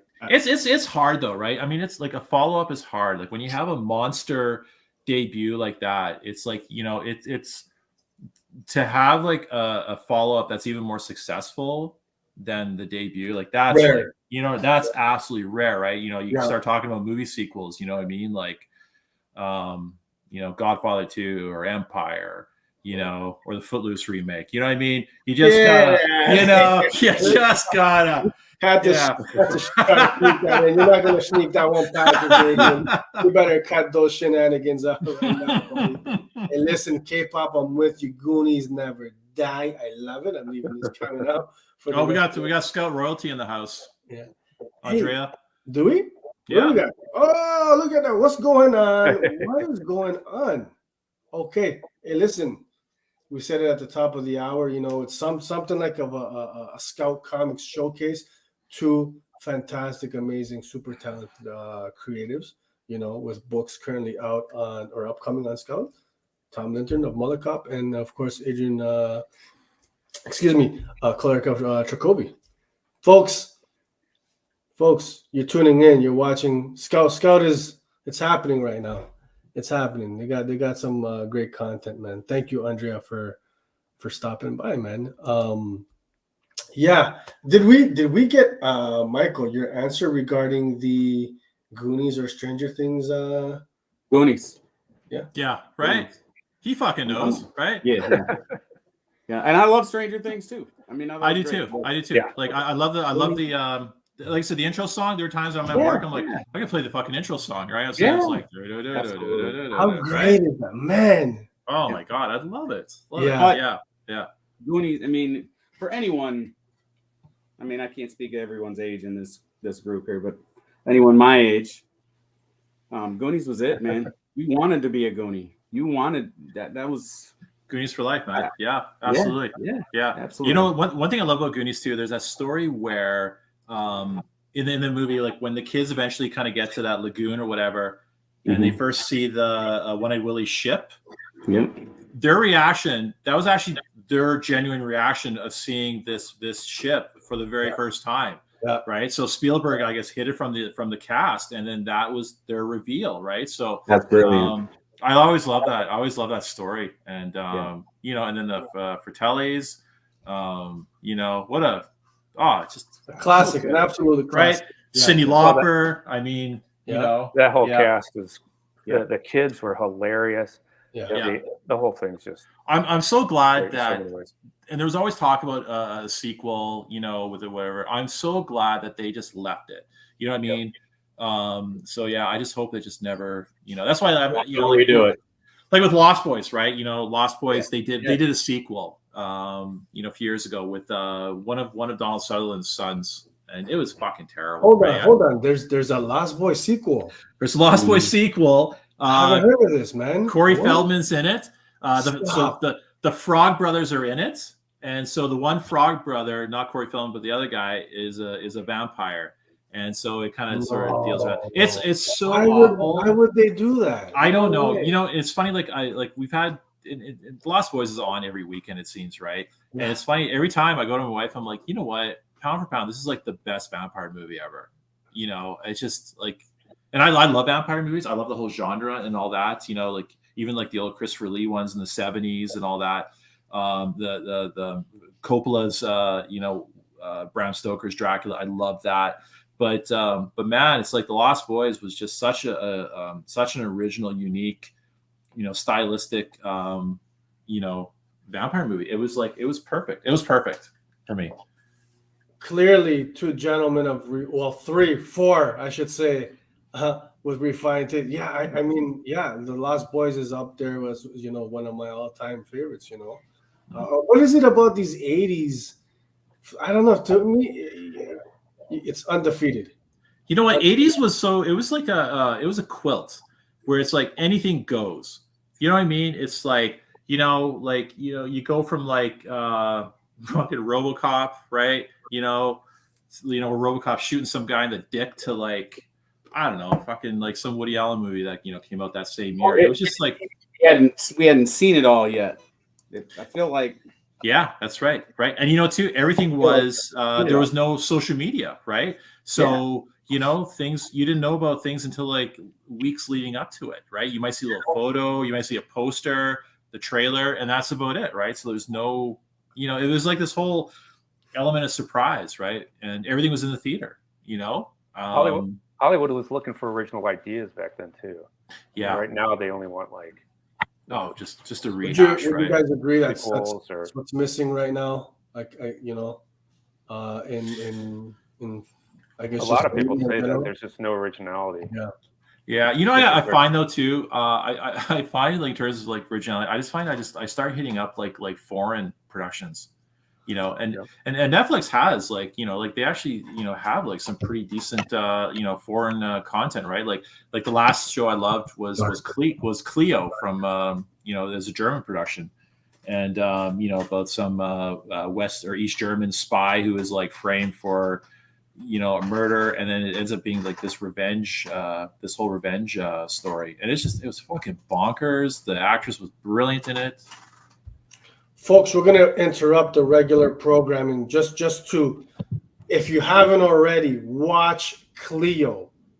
Watch 𝐂𝐨𝐿. It has some of the absolute best production design I've ever seen in any TV series or even film. Just gorgeous stuff, man. Dressing, the art direction. I loved it, man. Yeah, Tom, definitely recommend checking it out. Yeah.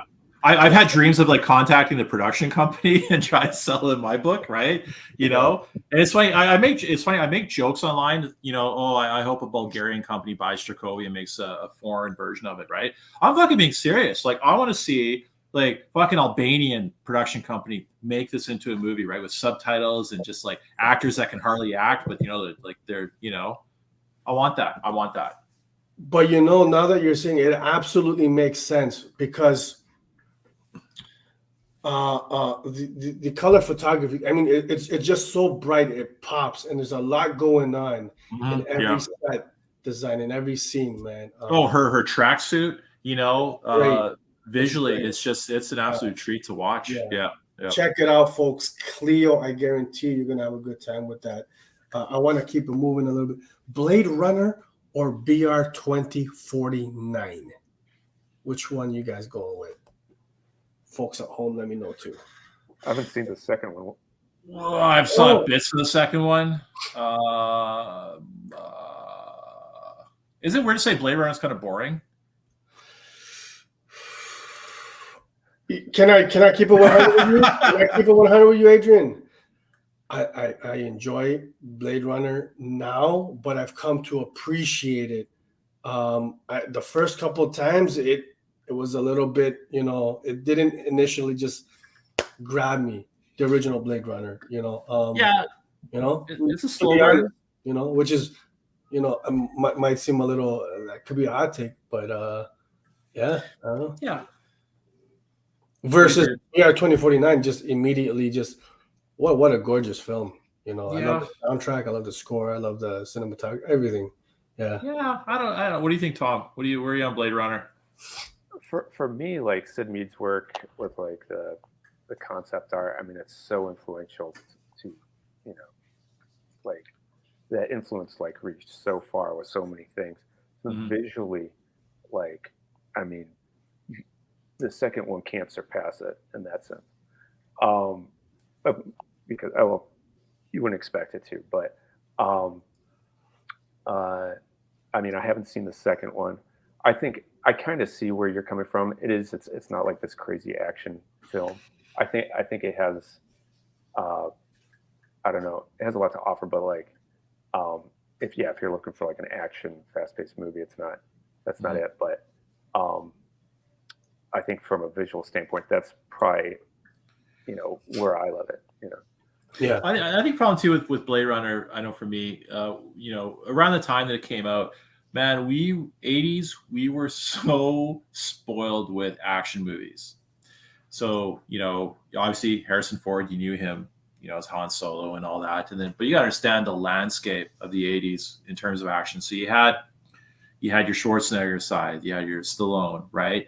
And then also too, then we had like this whole genre of like ninja movies throughout the 80s, right? So Revenge of the Ninja, Enter the Ninja, American Ninja, so it was always fast, bloody, it was just like, it was just a good time, right? And then Blade Runner was a bit of a downer, I guess, in the whole mix of things, right? And then to see, Harrison Ford, kind of in a more muted action,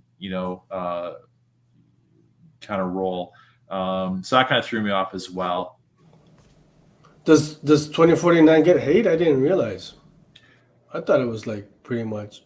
I thought it. I don't know. It was okay. I mean, it was okay. I mean, visually it was okay. Yeah. But yeah, remakes are hard, man. Well, actually, Dune was that was an upgrade for me.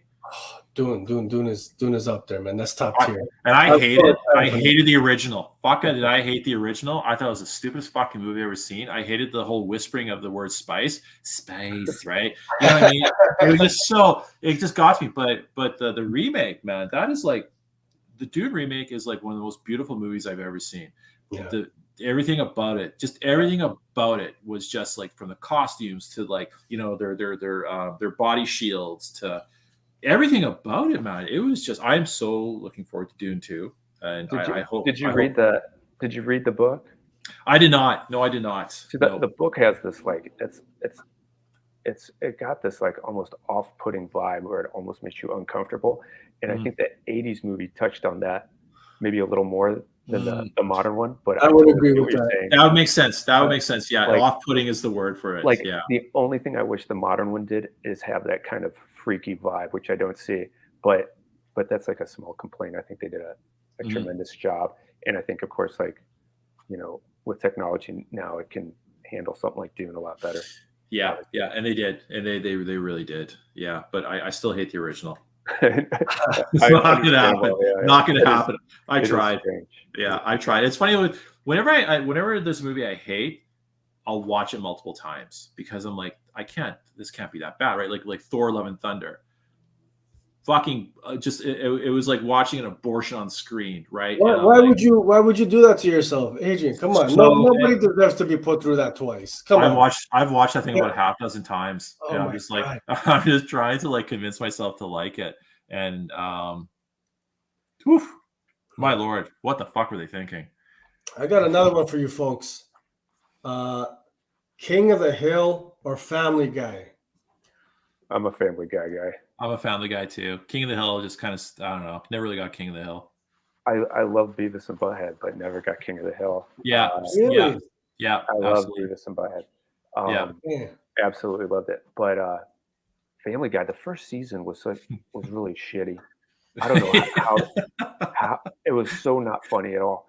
But then by season 2, it just took off and got better and better.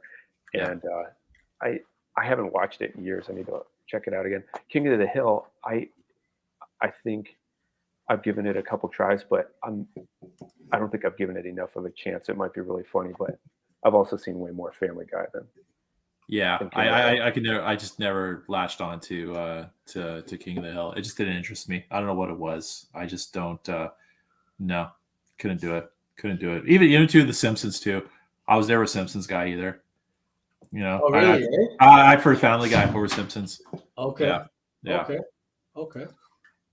The thing with King of the Hill, I think you got to get past maybe the first season. It's a little rough, even the animation and the direction and stuff. But like once it hits its stride, it's pretty damn good. Yeah. Yeah. So someone just mentioned Bob's Burgers. I love Bob's Burgers. Bob's Burgers, yeah. Yeah. You know, also, I've never checked that out, to be honest. It's pretty good. Yeah, the movie's good too. Actually, you know what? I'd probably throw Archer probably on top of all of them for animated series. Archer's another one I never got into. Yeah. Archer is that's just good writing. Good writing. Yeah. Bob's Burgers, American Dad. Okay, you know, for some reason, Tom, I was so certain you'd go with King of the Hill. Yeah. I mean, maybe I'm missing something because I haven't given it much of a chance, and I do love his other work. So, you know, in a few years we'll be asking, like, you know, for a Mullet Cop over King of the Hill, right? I'm waiting to be right here. Are you right here? I'm like, I knew that guy. What will I say? That'd be sick. I remember when he was pitching it. Now he's just a cocaine fiend in a limo. Yeah. He's promising everyone cocaine. Maybe he's in debt. Oh my God! Wow. Hey, let's make this limo cocaine in the limo happen. Just a salad bowl. Just a salad bowl. Let's do it. We got to make it happen here at the House and Nerd. Hey, I got one more for you, and I asked this one because, well, I'll explain it afterwards, and Tom will probably get it. Aliens or Alien? And folks at home, I want to know too. Aliens or Alien? I feel like this is tough. I grew up with Aliens. Yeah, the second one. Definitely the second one. Yeah, but I think the older I get, I think I'll go with the original. Oh, so you flip flop in there a little bit? What's going on? I flip flop. Yeah, I grew up liking the second one more, but I realized, like, you know, what they did in the first one, you know, because obviously you wouldn't have the second one without the first one, right? And yeah, I mean, they're almost equal. Like, they're almost equal. They're like, honestly, they're like Godfather 1 and 2 for me. They're just like, you know, it's one's like horror, one's action. So there's that true. Aspect to it. Yeah. I mean, both gorgeous. So you know, it's funny. I got to think for those alien movies, even like Prometheus. I really like Prometheus. I just loved. I just loved the character designs in it, and yeah, I'm a sucker for those. Even Predator too. Like, the Predator films have been very hit and miss, but yeah. Sorry, Tom, you were saying? Oh, I was gonna say, Aliens versus Predator wins. Oh, that's a hot take. That's a hot take. That's scalding hot. Yeah, scalding hot, right? No, I would go with Alien just because I'm like a huge, like, part of his like H.R. Giger's work is so incredible, and I feel like his vibe came through so awesome in that movie. And I mean, there's a documentary too on the making of the first one, and it really just like just lays it out beautifully. That's a great comment. Aliens, I love them both. Two different movies, horror versus action, absolutely, for sure. But we got our boy Michael's back. What's going on, my man? Can you hear me all right? Oh, you're coming through loud and clear, man. Glad to have you. Leave it to the IT guy to have problems in the middle. Oh, no worries. Yeah, that's so funny. You know what I will say about Alien? And there was another comment here. Who was it? Figure Giant was saying, he's saying, I've seen Aliens more time. I've seen Aliens a lot more just because it happens to be on TV or whatever. But there's something about that, the atmospheric vibe of the first, the tone and the pace. Again, it's a different horror versus action. But yeah, I love that first one, you know, for different reasons. It's tough, but I think I'm agreeing with age, and the older I get, I appreciate maybe the first one. What year did that come out? The first one, 79, I think, or something. So it had that 70s vibe to it. You know what I mean? Like 70s sci-fi, right? Where it's just simple, and it's just like kind of got that quietness to it. You know what I mean? Kind of help build things up. You don't have that big orchestral, you know, kind of music or whatever. Like, yeah, For- for sure. For me, Mhm. those movies felt more realistic. Like I could see myself there because Yeah. you didn't have all the crazy camera movement. You didn't have all the crazy special effects that, Mhm. well, obviously if it's made, the set's real, you see that versus like if it was made CGI, of course. So Mhm. you just like, and for a horror movie, like Yeah. it just gets you right there, man. But the realism, that's what it is, right? And that's what I love about 70s cinema is like, really it just feels real, right? Like even like, like Texas Chainsaw Massacre, right? Which is like the greatest horror movie of all time. Like it's just real, right? And then even the dramas, right? Like, Dog Day Afternoon and Apocalypse Now and all that. It just feels real, right? And that's what I love about the 70s. Even though the movies are fucking 4 hours long, you just appreciate it as you get older, right? Because it's all about the writing. Really, that's what it is, right? Because they don't have a lot of bells and whistles, right? It's just focused on a good script and good actors, and everything else is just bonus. For sure. And you guys are mentioning the realism. I think with number one, you've got, I think if I'm not mistaken, it was mostly all practical effects, right? Versus number two was a mix. So yeah, I mean, you can't go wrong with either. I think they're both up there. And we got the chats asking us a question now: Terminator or Terminator 2? The hard man. 2. Yeah. 2. Yeah. Yeah. Okay, I still stick with 2. Okay. Yeah. Tom, what are you going with, my man? Yeah, I think that's one of the rare cases where it actually like evolved with 2 a bit. Like the first one's great, but I think with the special effects and I think just that the whole vision kind of came together with 2. The first one, it's really close though. Yeah, first one's brilliant. Again, brilliant movie, right? I felt like a good low budget sci-fi movie. But I remember 2. It's funny, like everything about it, right? Like from like the Guns N' Roses song to like I remember we were in the theater for opening night for Terminator 2. It was like a fucking sporting event, It's like there was, near the end when Schwarzenegger is kind of like down and out, right? This one biker's like, "Let's go, Arnie!" He was like screaming for him to like, get going. Everyone was like cheering, and it was like Endgame before Endgame, for me. And yeah, it was more stylistic. It was more fun.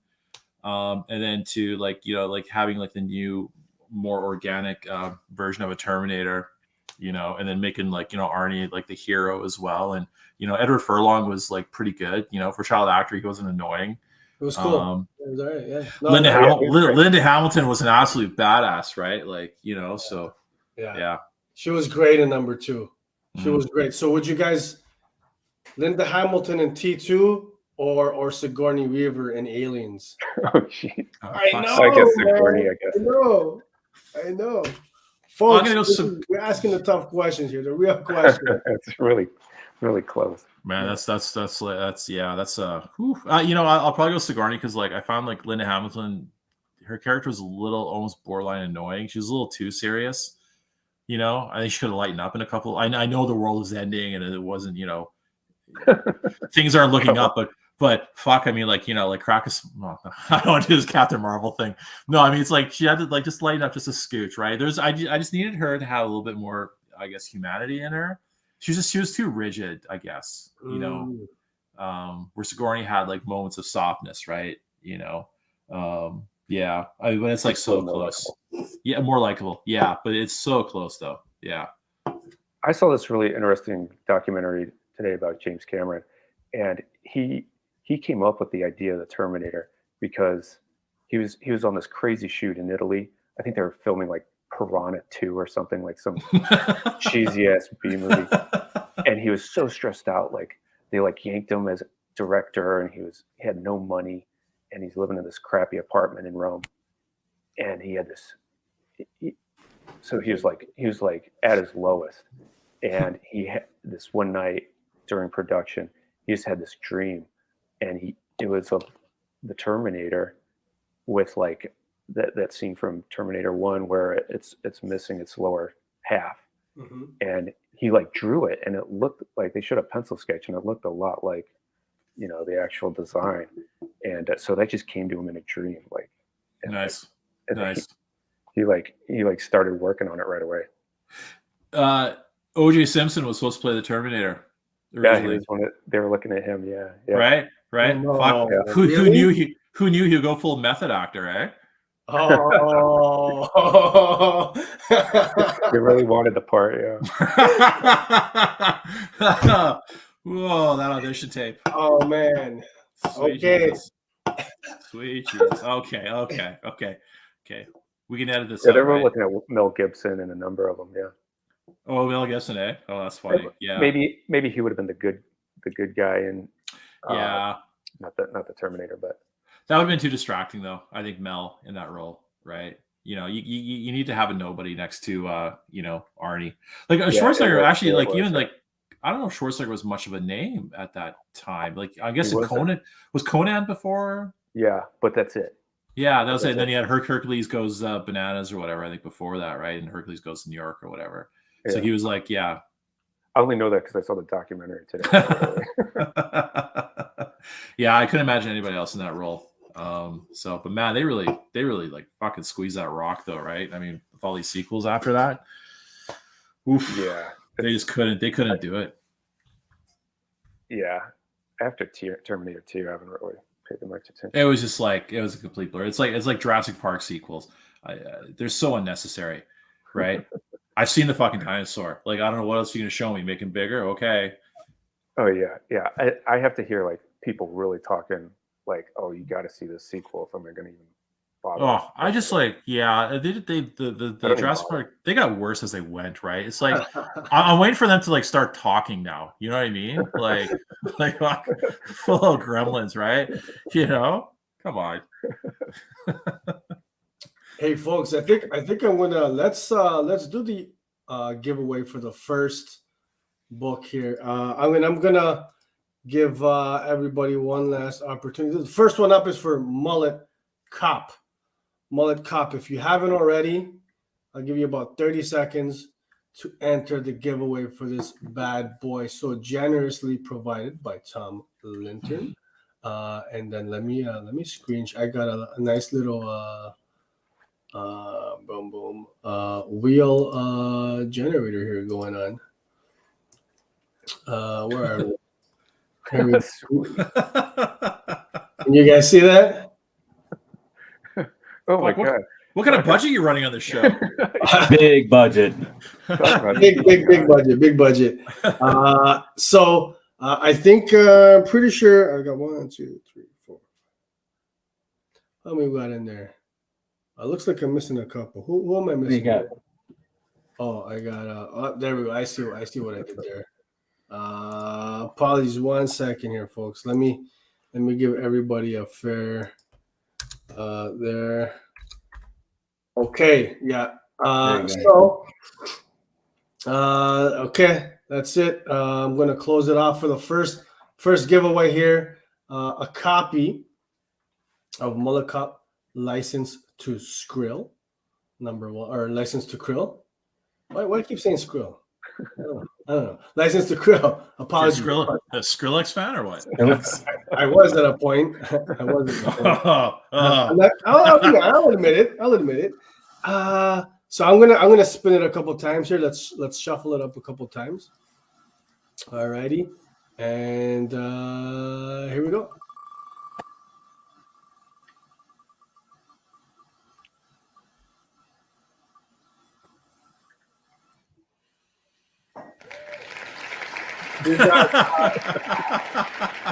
Big budget. Andreeva, who I did see in the chats earlier. If you're still watching, please hit us up. You can email us at houseofnerdshow@gmail.com or DM us House of Nerd Show on either Twitter or Instagram. Please get in touch with us so we can hook you up with the super dope Mullet Cop, man. You know, bite size. You're gonna love it. So congrats to Stacy Andreeva, our first winner. All right. Yes. And if you gentlemen will talk amongst yourself, I'm gonna get the next one ready. It'll take me just Just a moment here. Let me clear this board. And yeah, here we go. So what did I miss when I came back into the Predator Alien discussion? I think we were all just, I think you missed mainly movie stuff. Yeah. Movie? Yeah. Movie stuff. Movie. Oh, movie. Sorry. So Predator 2, what do you think of Predator 2? I can honestly say I never saw Predator 2. So yeah, I think it's a sentiment of a lot of people. Yeah. I just remember being disappointed. Yeah. I don't remember any details. That's the only detail that really. I think the only thing that came out of Predator 2 was there was a scene where the bad guy, I think he was like kind of like a Rastafarian type character, and he had a line saying "Halloween isn't until mañana." And that was, I think that was like the big contribution to That was Predator the 2 best moment. Yeah, the rest is kind of, yeah, fucking hell. I feel like anyone could write a good Predator movie. Like, why is that so hard? You know what? The last one, was it Prey? I think it was Prey. Prey. Right? Is that what it's called? Yeah. Fucking that one completely rejuvenated my interest in the Predator franchise. And listen, I love Predator 1. I saw it in the theater in like 1987, and that thing just like fucking changed my life. Like, it was just like 1987 was like Predator, RoboCop came out, right? So we had this like, it's like those were our two tablets that Moses came down the mountain with, right? Fucking Predator and RoboCop, right? And man, Predator was just like completely it was you know what Predator was? It was original. Really, it was just something completely, just new to us. And anyway, so Prey just kind of like sort of like just did a reset for me on that whole franchise. It just made me interested and made me look forward to something that comes that comes next. Like, fucking beautiful movie, absolutely beautiful movie. Should have been released. That's a good idea to put Should have been given a wide release in theater. Oh goddamn! I would have loved to see it in the theater, and not know anything about it, Yeah. So I'm curious what they're going to do, if they're going to, maybe it'll be a theme, right? Will it have like the Predator situation in different times? I don't know. Yeah. All righty, I think I've got them all. I got those last minute. Jen, I got you.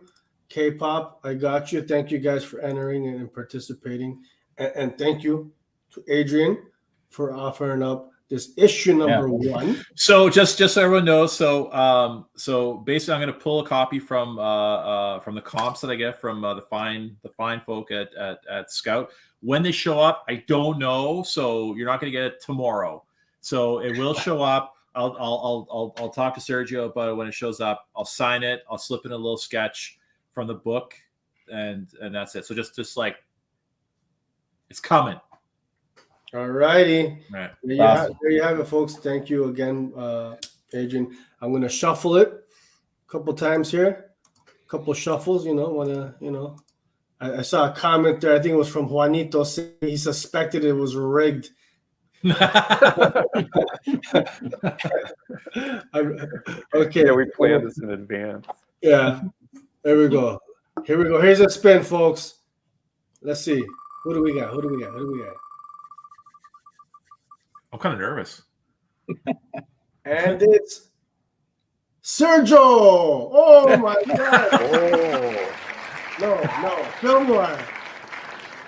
noir girl who, folks, if you're a regular viewer of the House of Nerds show, you'll know Film Noir has won a good, I want to say 80% of the giveaways. Folks, ask her for the lottery numbers. The luck is on her side, but she's a gem. Glad to see it go to Film Noir again. That's fucking hilarious. Oh, it's Tara. Okay. Yeah, it's Tara. Nice. Again. All right. Yeah. There you go. Congrats. Yes. So Tara's easy enough to get in touch with. Yes, man. Perfect. All right. And I'll let you know as soon as I got it. Yeah, thanks, bud. Yeah. And again, to the winner of the Mullet Cop giveaway was Stacy Andreeva. I hope I'm pronouncing that correctly. please, Stacy, get in touch. Get in touch. I'm not familiar with her at first time. Folks, if for whatever reason, I'm gonna keep it transparent. For whatever reason, we can't get a hold of Stacy. The Mullet Cop giveaway winning is going to me. No. We'll do like another one. But I'm sure Stacy, if you're there, if you're listening, get in touch with us, man. Yeah, we want to hook you guys up. And thanks again to you gentlemen, man. And whoever didn't put my name in those, I told you guys, throw my burner account in there. Very disappointed. Very disappointed, man. Gentlemen, before we get out of here, anything you'd like to tell us about upcoming projects? Anything you can talk about? Anything, whatever you guys want to plug, man. Where can folks find you guys at? Go ahead, Tom. Oh, I'm doing another mini comic, like License to Krill. It's going to be like twice the length. We don't have a release date on that yet, but and then I'll be working on my regular format comic. I'm penciling that right now too. So I don't have any dates for anything major at the moment, but those are both in the works. Okay, that's cool. So regular format comic, like a regular sized Mullet Cop? Yeah, more similar to like issues 1 and 2. Okay. I'm doing a spoof on the Warriors, where like I love the Warriors. I love the Warriors. Oh my god! Wow! God damn, I love that movie. Yes. Don't fuck it up, Tom. Yeah. Well, there's like a mega sale on the opposite end of the mall, so they all have to go to this mega sale, and then. But like, imagine. Awesome. I won't spoil it. I know exactly how this is gonna go. But imagine the Warriors, but you're on acid when you have to get back to your home base. So fucking right. It's kind of like that. So I'm about an eighth of the way through that. Perfect. Oh my god, that's instantly shot up to the top of my most anticipated title. Oh, fucking right. I need to somehow incorporate this microwave into the plot. Oh my god. We'll see. It'd be like the Nick Fury in your universe. If you have any ideas, let me know. Please, Tom, you've got my number, you've got my pager, my email. As soon as it's ready, send it. I need to check that. I'll get you guys the first copy. Thank you. Folks, again, if you haven't already checked out the Mullet Cop series of books here, not pictured is License to Krill that just dropped this past Wednesday. Check it out. Batshit crazy in the best way possible. You're gonna fucking love it. This is just fun, good old-fashioned comic booking, man. Great stuff, man. Mullet Cop. Can't recommend it enough. Thanks so much. Adrien, my man, what's going on?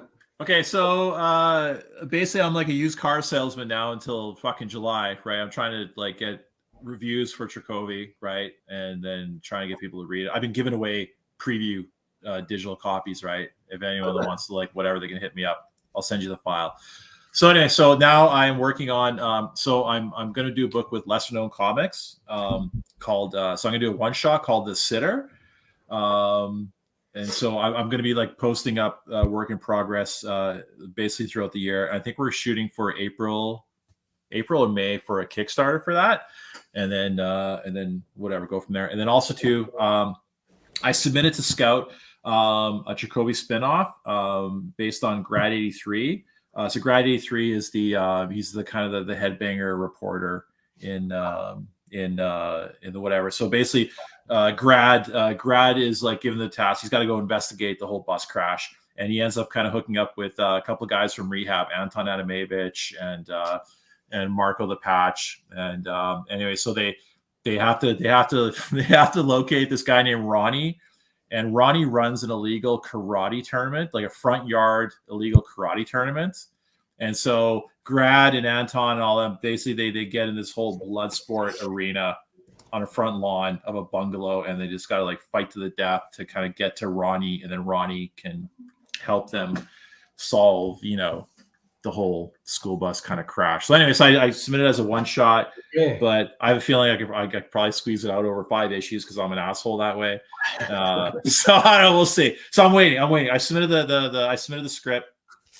Andrea actually he actually edited it because it was actually supposed to be a bonus story at the end of each TRAKOVI issue. I was going to have 5 pages of bonus, but I find sometimes it's like that can be confusing, you know, and I don't look like a dick, right? So I just like took it out and then I just kind of put it in my back pocket, and now it's like, you know, it's too funny of a story, and so I want to do a book on it.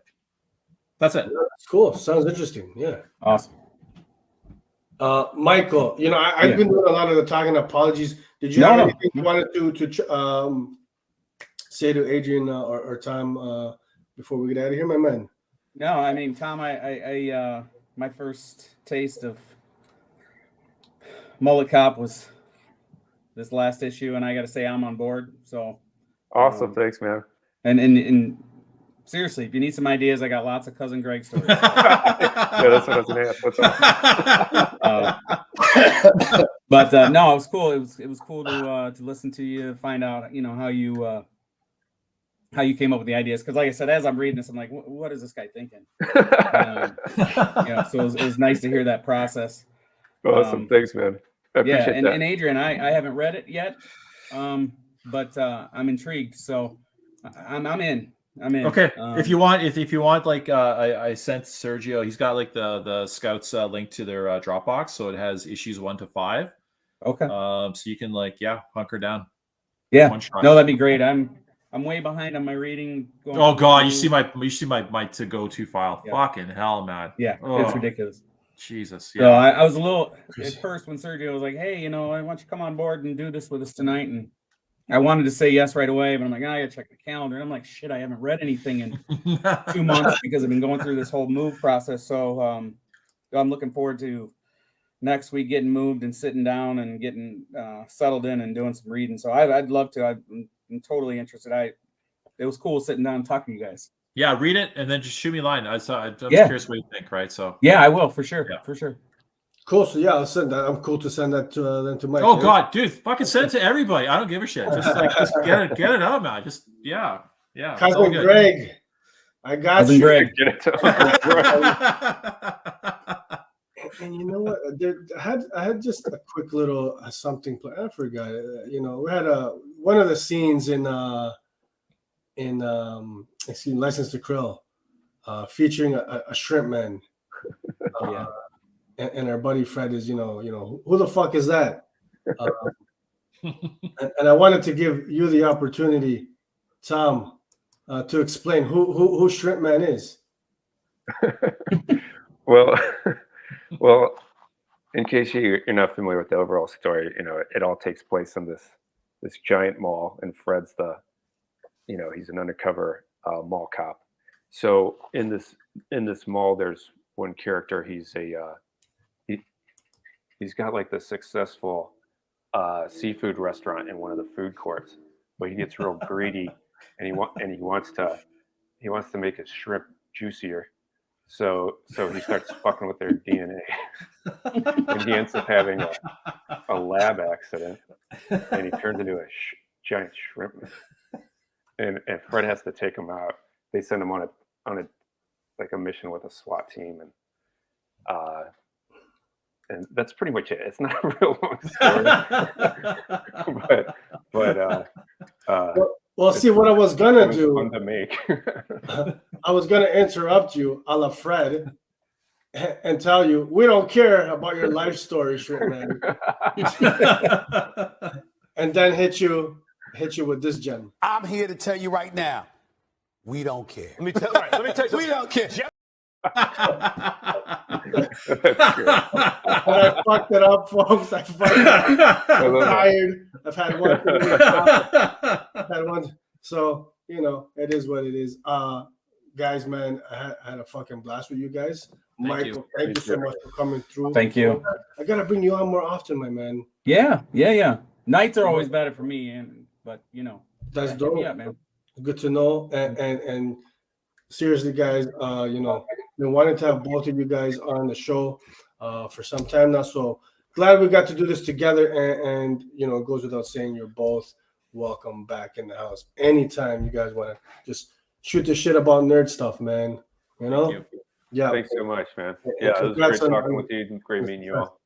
Yeah, nice meeting you guys.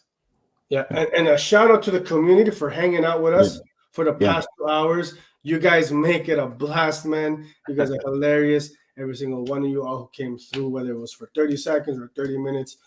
We had a blast with you guys, man.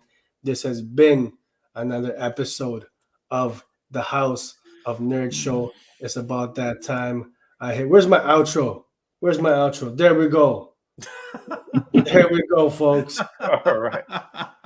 This is usually the time when we just last second banter, you know. All right, folks. We'll be back Sunday. We've got the Blue Flame Creators, another giveaway. See you then.